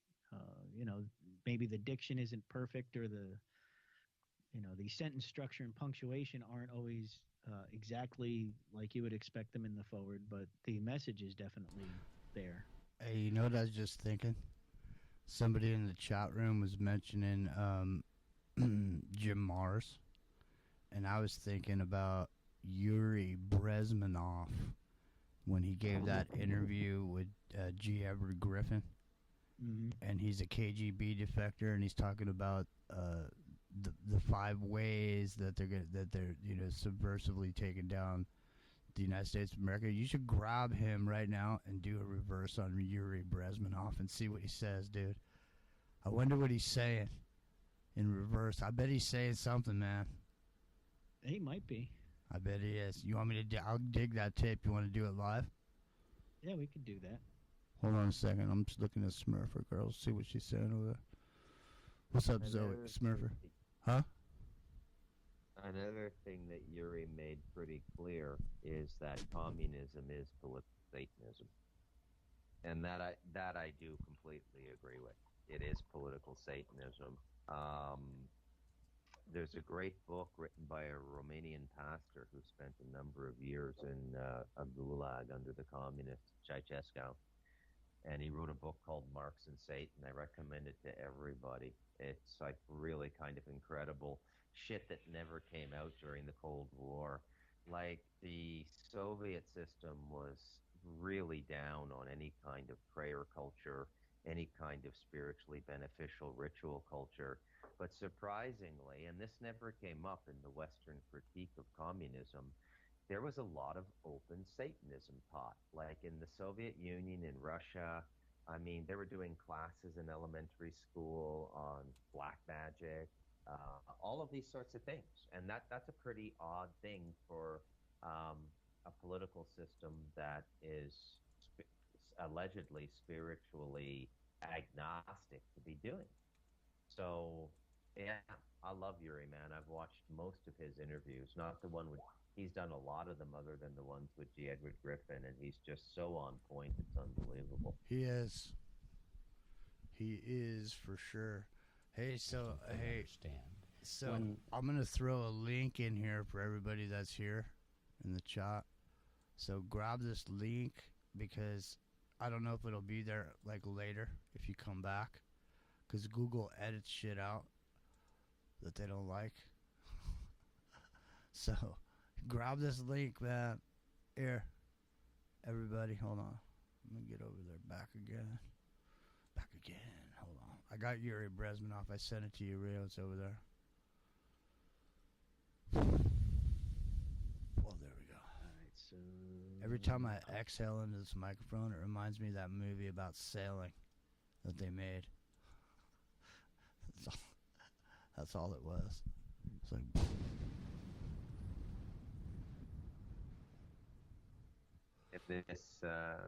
In this interview you sent us, former KGB agent Yuri Bezimov warns America about just I started watching the first 15 seconds, and the way he's sitting and the glasses and everything, I swear to God, the first thing I thought when I looked at this was it was like Peter Sellers in character in a movie like Dr. Love or something. Doesn't Seriously, he look a little bit I'll like bet Peter you. I'm gonna bet you there's shit in reverse, man. You know, I wouldn't even be surprised if it was coming out in Russian. So, do you? Yeah, nobody here speaks Russian now, right? No, but he just try it. Just see what he says. He's saying something, man. This look, Yeah, man. I'm This dude, downloading. look, man. I'm telling you, honestly, I believe this wholeheartedly. There's no such fucking thing as a whistleblower. Okay, if you're gonna blow the whistle, they know about you way before you're ever blowing any whistle. They fucking put a cap in your ass, and that's the end of you. Anybody that gets out there like this dude telling this, he's out there for a reason. Nobody, this guy's not coming out here talking anything, especially Russians, man. The Russian mafia does not fuck around. They will just walk up and put a bullet in your head in broad daylight on any street in Russia. Right now. They'll come right out of a minivan and put you out right now. They do not fuck around. What are you saying? I'm not quite following you. Are you saying Yuri is somebody's puppet? Of course. Well, do you think he could just come out and talk all this shit and not be sanctioned by somebody? I think it's part of. I think he's sincere. I know that he's a very, very religious and spiritual person. Mhm. He's made he's made a lot of comments about, people in concentration camps or the gulags when they had them in the Soviet Union. And he said the people who retain their faith, they die with a smile on their face. And the people who die with the communist ideology are just in complete misery until their last moment. Well, I always thought it may well be, but my gut tells me, and there's nobody who's an ex-CIA agent or an ex-KGB agent or an ex-Mossad agent telling any secrets about that shit to anybody, unless they said it was okay. I would agree. Yeah, I would agree. Yeah, no doubt about it. So I'm going to throw another logical question. Well, let's here listen about- to. I was going to play a little bit of him. You want to play a little bit of him? I mean, I'm not saying there's anything wrong with what he's. I'm not saying that what he's saying isn't true or we shouldn't listen to it. I'm just saying when somebody's telling you something like this, you got to say, well, why do they want me to know this? Why would someone come? Why would they go out of their way to make it seem like I shouldn't know it, and so I get to know it? Because I mean, it's this here. I mean, I think somebody cut. This is an hour and I think this is an hour and some odd 40 some odd minutes of an interview, but I think someone basically cut it down to the 4 main things that happened.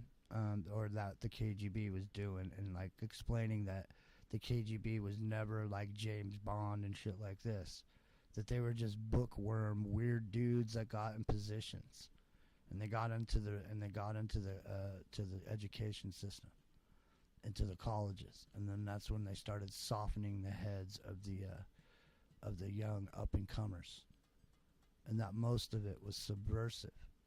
But by the time that they finished doing what they were doing, when they got to the end point or whatever their 20-year program, that he says even Stalin to this day could not imagine, how much we could do.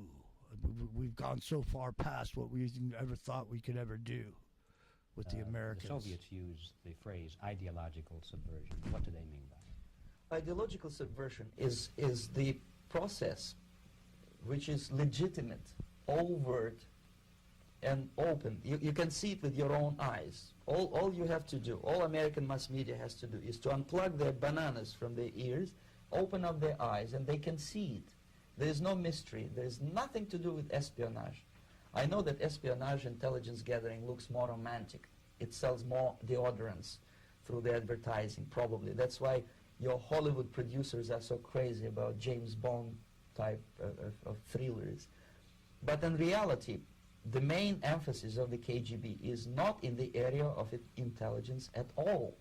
According to my opinion and opinion of many defectors of my caliber, only about 15% of time, money, and manpower is spent on espionage as such. The other 85% is a slow process which we call...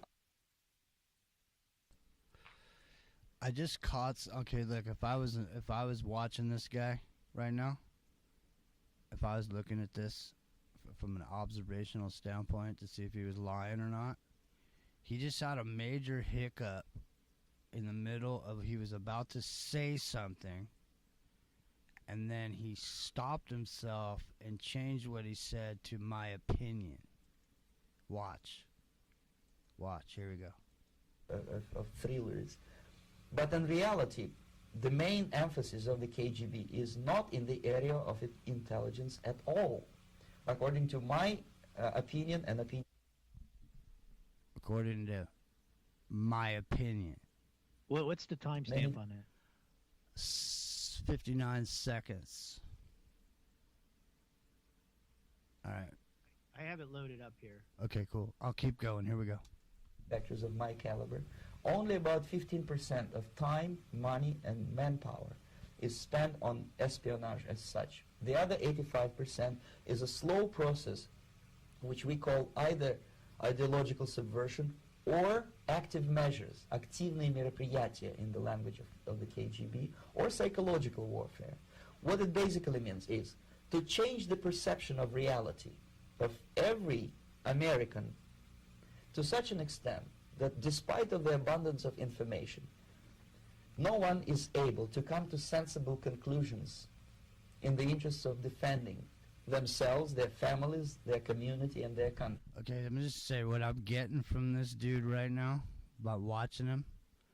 I'm watching his eyes, I'm watching his energy, I'm watching how he gets excited, I'm watching when he smiled, when he was talking, and I'm saying this dude may be everything you said, Bruce, but he is doing what he's talking about right now with this interview.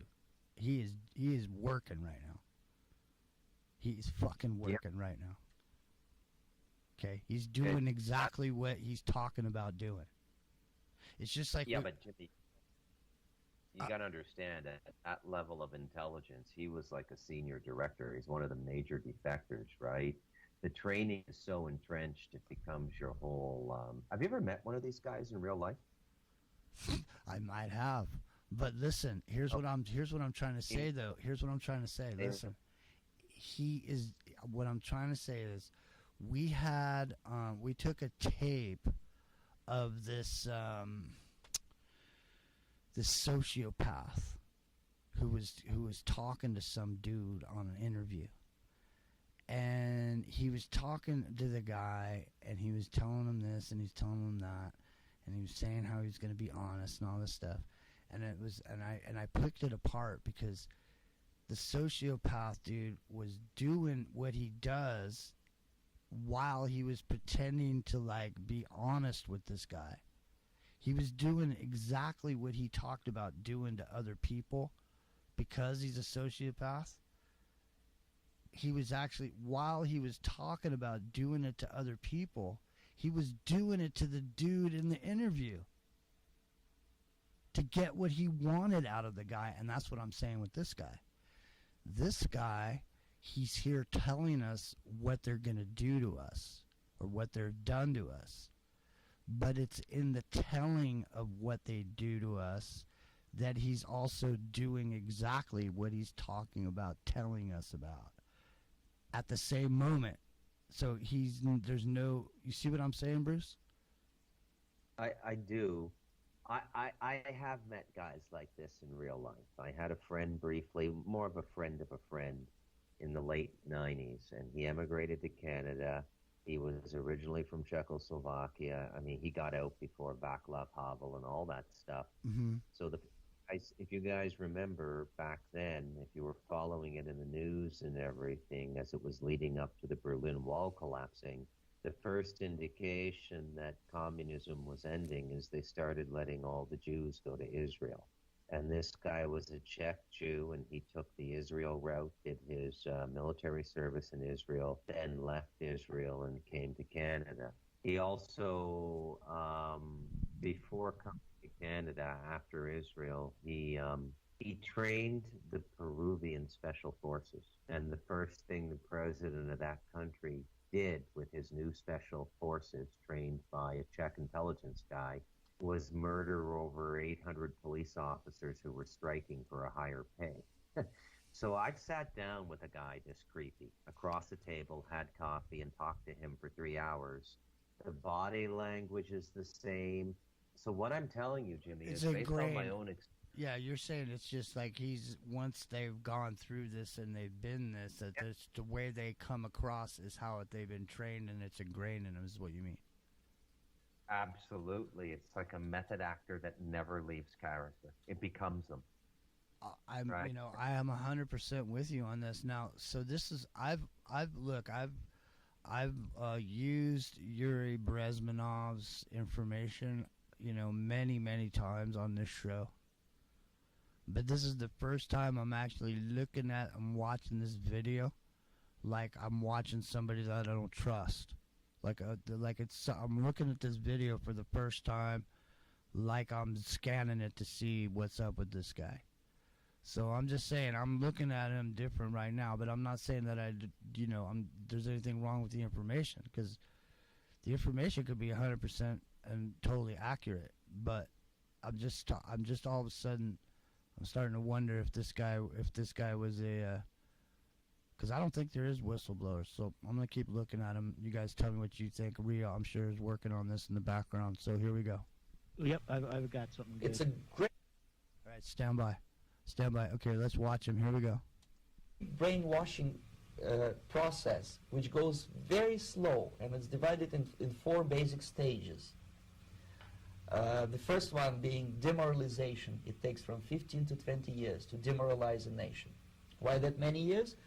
Because this is the minimum number of years which requires to educate one generation of students in the country of your enemy, exposed to the ideology of the enemy. In other words, Marxism-Leninism ideology is being pumped into the soft heads of at least 3 generations of American students without being challenged or counterbalanced by the basic values of Americanism, American patriotism. The result you can see. Most of the people who graduated in the 60s, dropouts or half-baked intellectuals, are now occupying the positions of power in the government, civil service, business, mass media, educational system. You are stuck with them. Man, this is like a George Carlin routine, dude. There's just the only thing that's missing is a bunch of elites sitting in the audience laughing at the shit. Fucking they be rolling in the fucking aisles, man. You know, this guy should be a comedian at the new reset meetings that they're having over in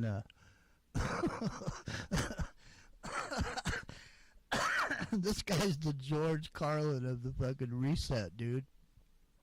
You know what I'm saying? This guy is hilarious. No, I'm kidding. Rio, are you still there? Because I got you blocked out. I got Yuri Brezmenov on screen now. I just saw Bruce smoking a cigar there for a second ago. Yeah, I actually, I just listened to this little clip here where he's speaking backwards. Is he? In English. Yeah, what is he saying? Look at these fucking idiots. No, he's talking about the mark and is he Satan really? and all that kind of stuff. I didn't think that's what he was going to be saying. I was hoping he was going to say something. You want to hear some of this? Yeah, man, let's get on with it, man. I've heard it. I've heard it forward a million times. I'm ready to hear it in reverse. I'll do this little clip forward, and then I'll roll it backwards so that we get the context of it. What's weird is it just came to me all of a sudden. It's almost like this has happened before, and we've done this before, man. It's strange, man. It's more rock cocaine. Hit it real. Were you even talking about Yuri Brezmenov before I came back? Why? I'm telling you, I was just outside, and all of a sudden, To promise people all kind of goodies and the paradise on earth, to destabilize your economy, to eliminate the principle of free market competition, and to put a big brother government in Washington, D.C., with benevolent dictators like Walter Mondale, who will promise lots of things, never mind whether the promises are fulfillable or not. He will go to Moscow to kiss the bottoms of new generation of Soviet assassins, never mind. He will create false illusions that the situation is under control. Situation is not under control. Situation is disgustingly out of control. Most of the American politicians, media, and educational system trains another generation of people who think they are living at a peacetime. False. So that's what he's talking forward there. Now, we'll slow him down a little bit and roll him backwards. Just go right there. Ja, zie.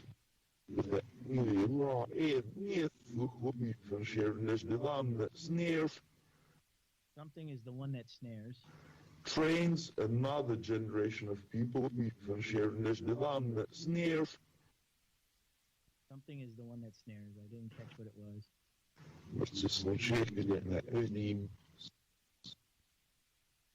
Media and education Okay, so something shaking it in that I name. Crime of the law again. Even him with his accent in reverse, right?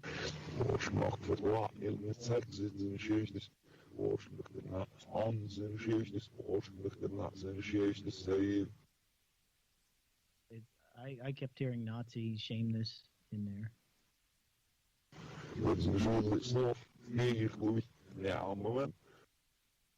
Never mind. He will Name I'm the one. New generation of Soviet assassins. He says in reverse, I'm sharing this. New generation of Soviet assassins. In reverse, I'm sharing this.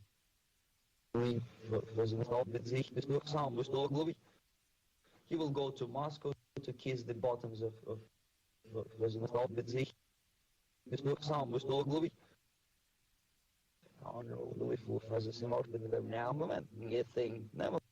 Something about the mark in them will now relent. Mind whether the promises are fulfilled.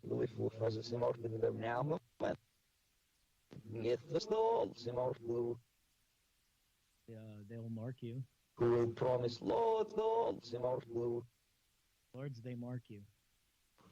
With numbers, benevolent dictators like Walter Mondale.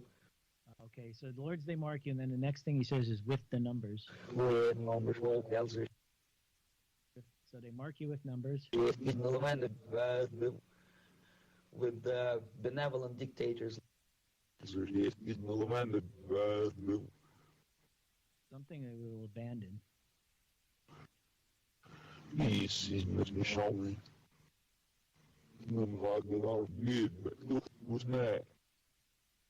with that name, look who's next. And to put a big brother government.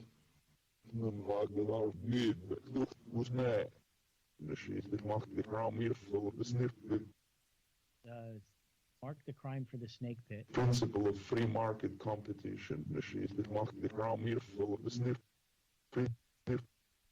Okay, so there's mark the crime full of the snake pit. Yeah. To eliminate the enemy. The name Malagas. The demon marked it. Stabilize your economy. Thing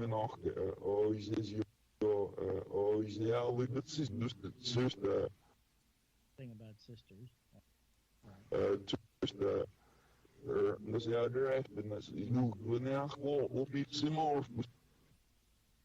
serves the laws, they mark us. So he's talking about the mark. They mark us with numbers. You're going to take the mark. That's, and that's what he forward. He's talking about how the society is going to be destroyed, and how it's an illusion, and people don't realize what's coming. And then backwards, he's talking about you're all going to end up taking the mark and serving the snake in the snake pit. So pretty congruent, and he's not as clear. It's a little harder to hear because the audio is not great, and obviously his Russian accent's a little different than what we're used to. But so there's enough clarity in there to make it out. We got 42 people in the chat. Hey, Miss Taz. So do you guys in the chat, and do you guys want me to play some of this more in forward for a few minutes so everybody can get something to drink or whatever, take a break? What do you want me to do? You guys want to keep playing this here? Or you want to just keep going with it with you and then just I'll tell you in Russian. The key to Russian is to change every day to a Y when speaking English Russian. We continue with radio conversation, Yemi. Okay, well, I just want to say that also I think when you were talking about the wall coming down, I think the wall coming down wasn't the end of communism. I think that was the beginning of world communism. And I think it made, just like when the slaves were freed, they didn't free the slaves, they just made everybody slaves. I think when the wall came down, it was because they didn't need the wall anymore. Because now the wall could be everywhere. They didn't need the wall. They don't need the wall, man. That's what I think. But here he is. You guys ready? What did we decide? We decided Rio's doing it, or I'm playing it out, and then you guys can get a drink, do something. Either way, it don't matter. Okay, you're playing it. Which is it? Just let me know, because I'm ready to let this play for a few minutes and do the same. Oh, all right. Let it roll then. Okay, here we go. So let's let it play for about 3-4 minutes. Everybody get something to drink, chatters, chat, and then here we go. You cannot get rid of them. They are contaminated. They are programmed to think and react to certain stimuli in a certain pattern. You cannot change their mind, even if you expose them to authentic information, even if you prove that white is white and black is black. You still cannot change the basic perception and the logic of behavior. In other words, these people, the process of demoralization is complete and irreversible. To get rid society of these people, you need another 20 or 15 years to educate a new generation of patriotically minded and common sense people who would be acting in favor and in the interests of the United States society. And yet these people who have been programmed and, as you say, in place and Yes. who are favorable to an opening with the Soviet concept, these are the very people who would be marked for extermination in this country? Most of them, yes. Simply because the psychological shock when they will see in future what the beautiful society of equality and social justice means in practice, obviously they will revolt. They will. I just want to point out this was in 1983, I believe, and he just used a buzzword from the lexicon, which is social justice. Soviet concept. These are the very people who would be marked for extermination in this country? Most of them, yes. Simply because the psychological shock when they will see in future what the beautiful society of equality and social justice means in practice, obviously they will revolt. They will be very unhappy, frustrated people, and the Marxist-Leninist regime does not tolerate these people. They will join the links of dissenters, dissidents. Unlike in present United States, there will be no place for dissent in future Marxist-Leninist America. Here you can. I tell you too, what I just saw a minute ago when he was talking about it, and he was saying when they realize what it's going to be like. He got a look on his face and he swallowed, and I could tell that in his mind's eye, he was remembering some shit. He was remembering what it was like. And I could tell that I'm telling you, this guy knows what he's talking about. He definitely knows what it was like, and so it's probably why he was happy to be out on the road, working over in India and shit, subverting some shit. Here you go. Get popular like Daniel Ellsberg and filthy rich like Jane Fonda for being dissident, for criticizing your Pentagon. In future, these people will be simply squashed like cockroaches. Nobody is going to pay them nothing for their beautiful, noble ideas of equality. This they don't understand, and it will be greatest shock for them, of course. The demoralization process in the United States is basically completed already. For the last 25 years. Actually, it's overfulfilled because demoralization now reaches such areas where previously not even Comrade Andropov and all his experts would even dream of such a tremendous success. Most of it is done by Americans to Americans, thanks to lack of moral standards. As I mentioned before, exposure to true information does not matter anymore. A person who was demoralized is unable to assess true information. The facts tell nothing to him. Even if I shower him with information, with authentic proof, with documents, with pictures, even if I take him by force to the Soviet Union and show him concentration camp, he will refuse to believe it until he is going to receive a kick in his fat bottom. When a military boot crashes his, then he will understand, but not before that. That's the tragic of the situation of democracy.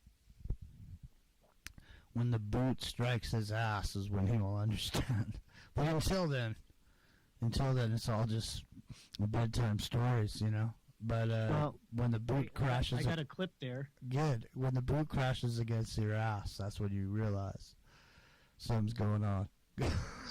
So right from where you were going here, he says about the Marxist and Leninist America. The reverse says something very interesting. Future Marxist-Leninist America. It says that crime, that sin announce. Marxist-Leninist America.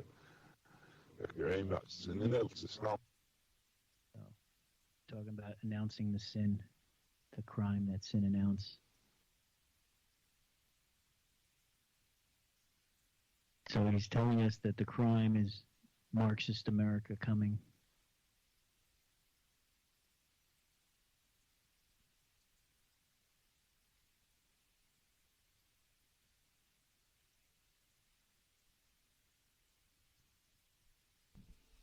What is it, Rio? What are you doing? Because we don't hear nothing. You're just sitting there. You didn't hear it? Nada. You heard nothing? No, I thought you were waiting for our reaction or something. I was like, it was an awkward moment. It was an awkward moment. Marxist-Leninist America. You're aiming at something else. Is that crime, that sin and ounce about Marxist Lenin America? You have no reaction to that? I thought I heard him say Nazi to in there. Yeah, it says I heard Nazi in there a couple times, but it could be Nazi, it could be not see, as in don't see it coming. Yeah, Nazi, exactly. Go ahead. Let me go on here with a thick-headed David Letterman type question, which is always, where he's pretending to be the innocent and ask a question that an 8-year-old would ask. But it's a good approach. So by the laws of duality, we live in a dualistic world. Does this work in the reverse? And you're going to have to pardon the pun there. But what I mean is, are there other people, when you play their voice in reverse, it's like an angelic speak as opposed to a demonic speak? Not usually. There are a few. And actually, we the other night, was last week, I think, we hit the My Pillow guy, right? Yeah.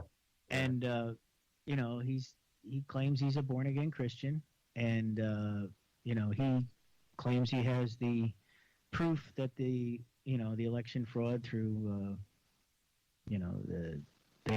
they have actual like internet records and all this other stuff to prove it.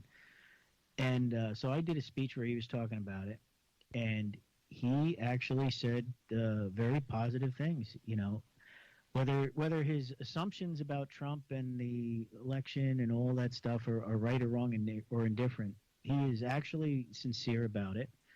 He does believe it, and that it was a theft, and is looking to do the right thing for the American people.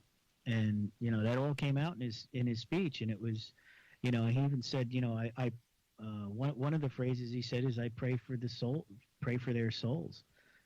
So whether you agree with the guy or not, he is legitimate, I would say. It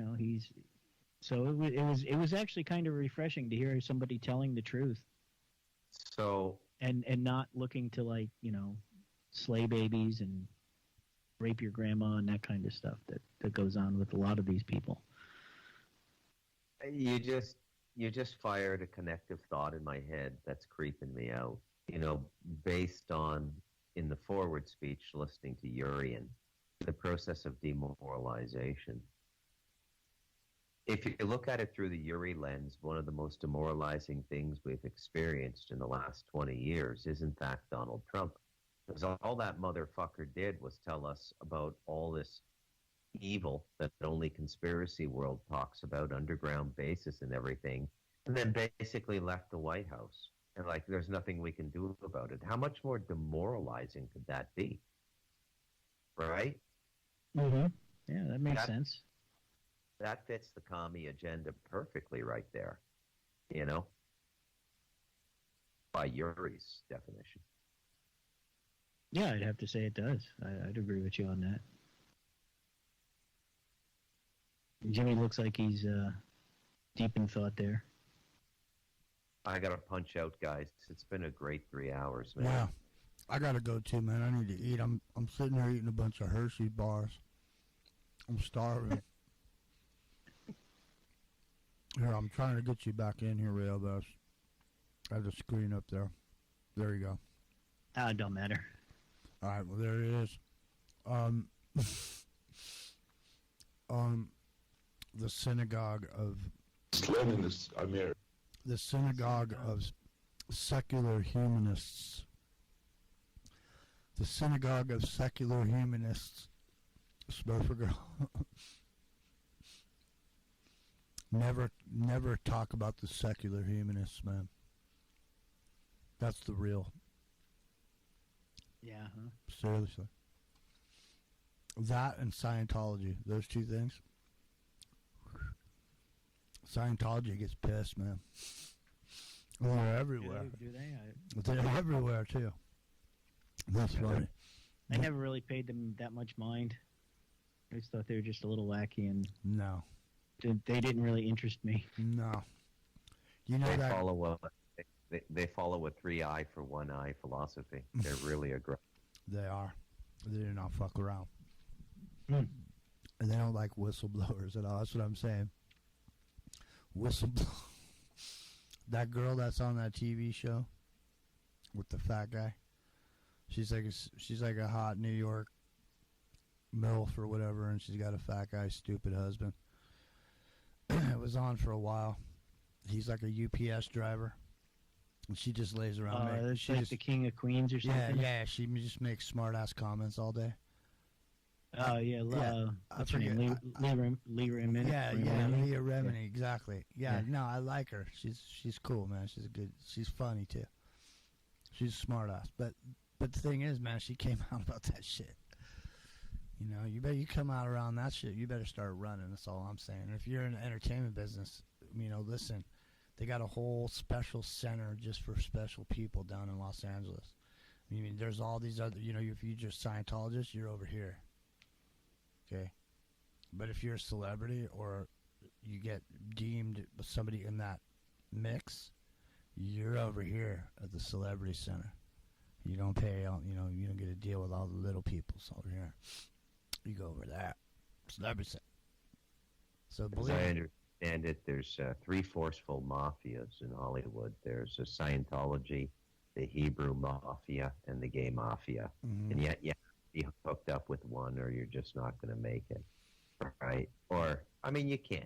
I mean, right? But you can't say anything bad about any one of those 3 groups or go against them in any significant way. Well, if they're controlling the sector that puts money out there for making movies or TV or any of that stuff, that those 3 people are controlling those sectors, so they got their hand on the gate, right? So the thing is, it's not just them. Every religious group on the planet now is entrained for certain specific functions in the hierarchy. Mm-hmm.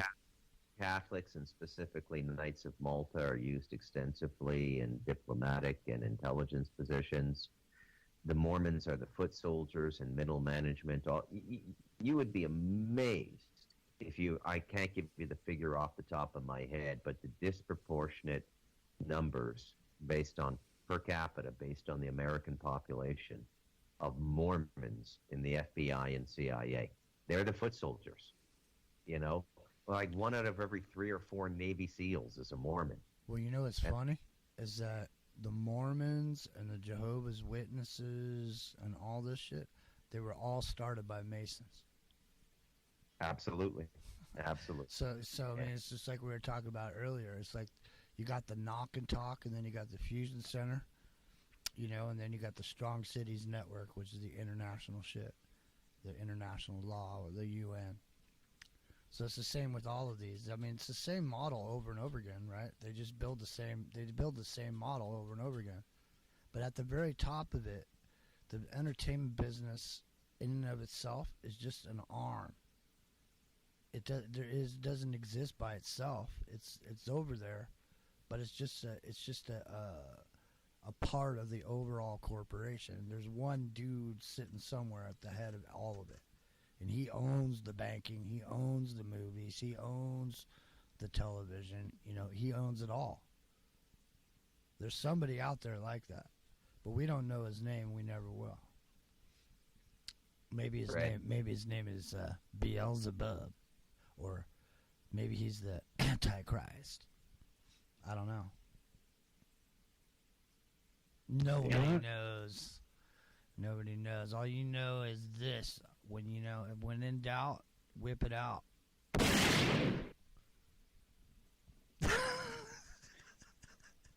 You know what I'm saying?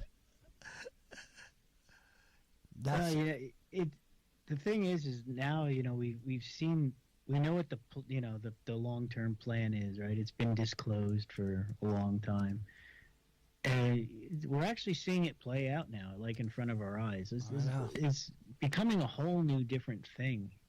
very quickly than it has been for such a long time. I mean, it's been the slow move for the last 50 years, but now it's like just think about how much has changed in the last 2 years with regards to the socialism, to the government, to the well, that's what Bruce was saying earlier. He was saying this is the moment. You know what I mean? It's accelerated to the point now.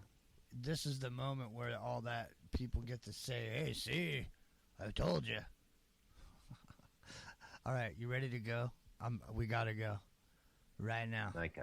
Yeah, we gotta go right now because I need to eat. And now I'm out of Hershey bars. First class. I'm out of Hershey bars. You know what? There is no Sears. There is no Kmart. There is nowhere. I mean, all you got now is almost. I don't know even. There's nothing like secondhand stores now. They're selling shit like it's brand new. Like you go in there, you buy a pair of jeans, it's like $40 now. Mm-hmm.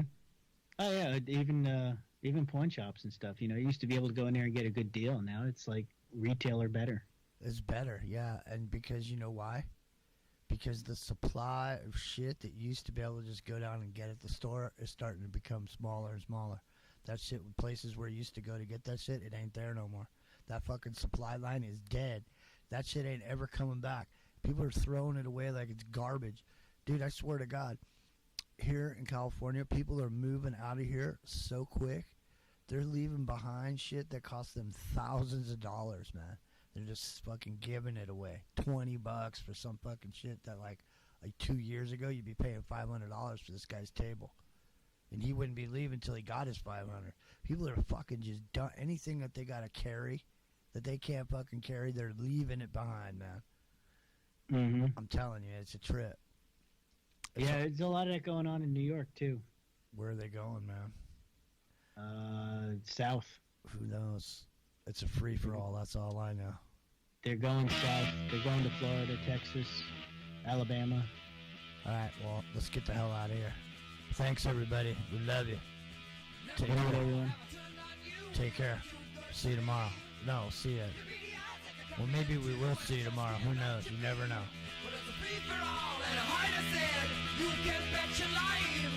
Stakes are high and so am I. It's in the air tonight.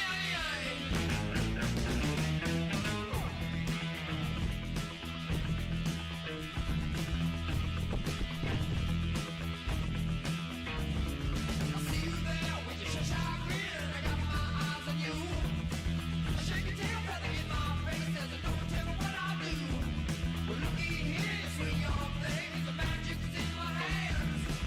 When in doubt, I whip it out. I got me a rock and roll band. It's a fever all.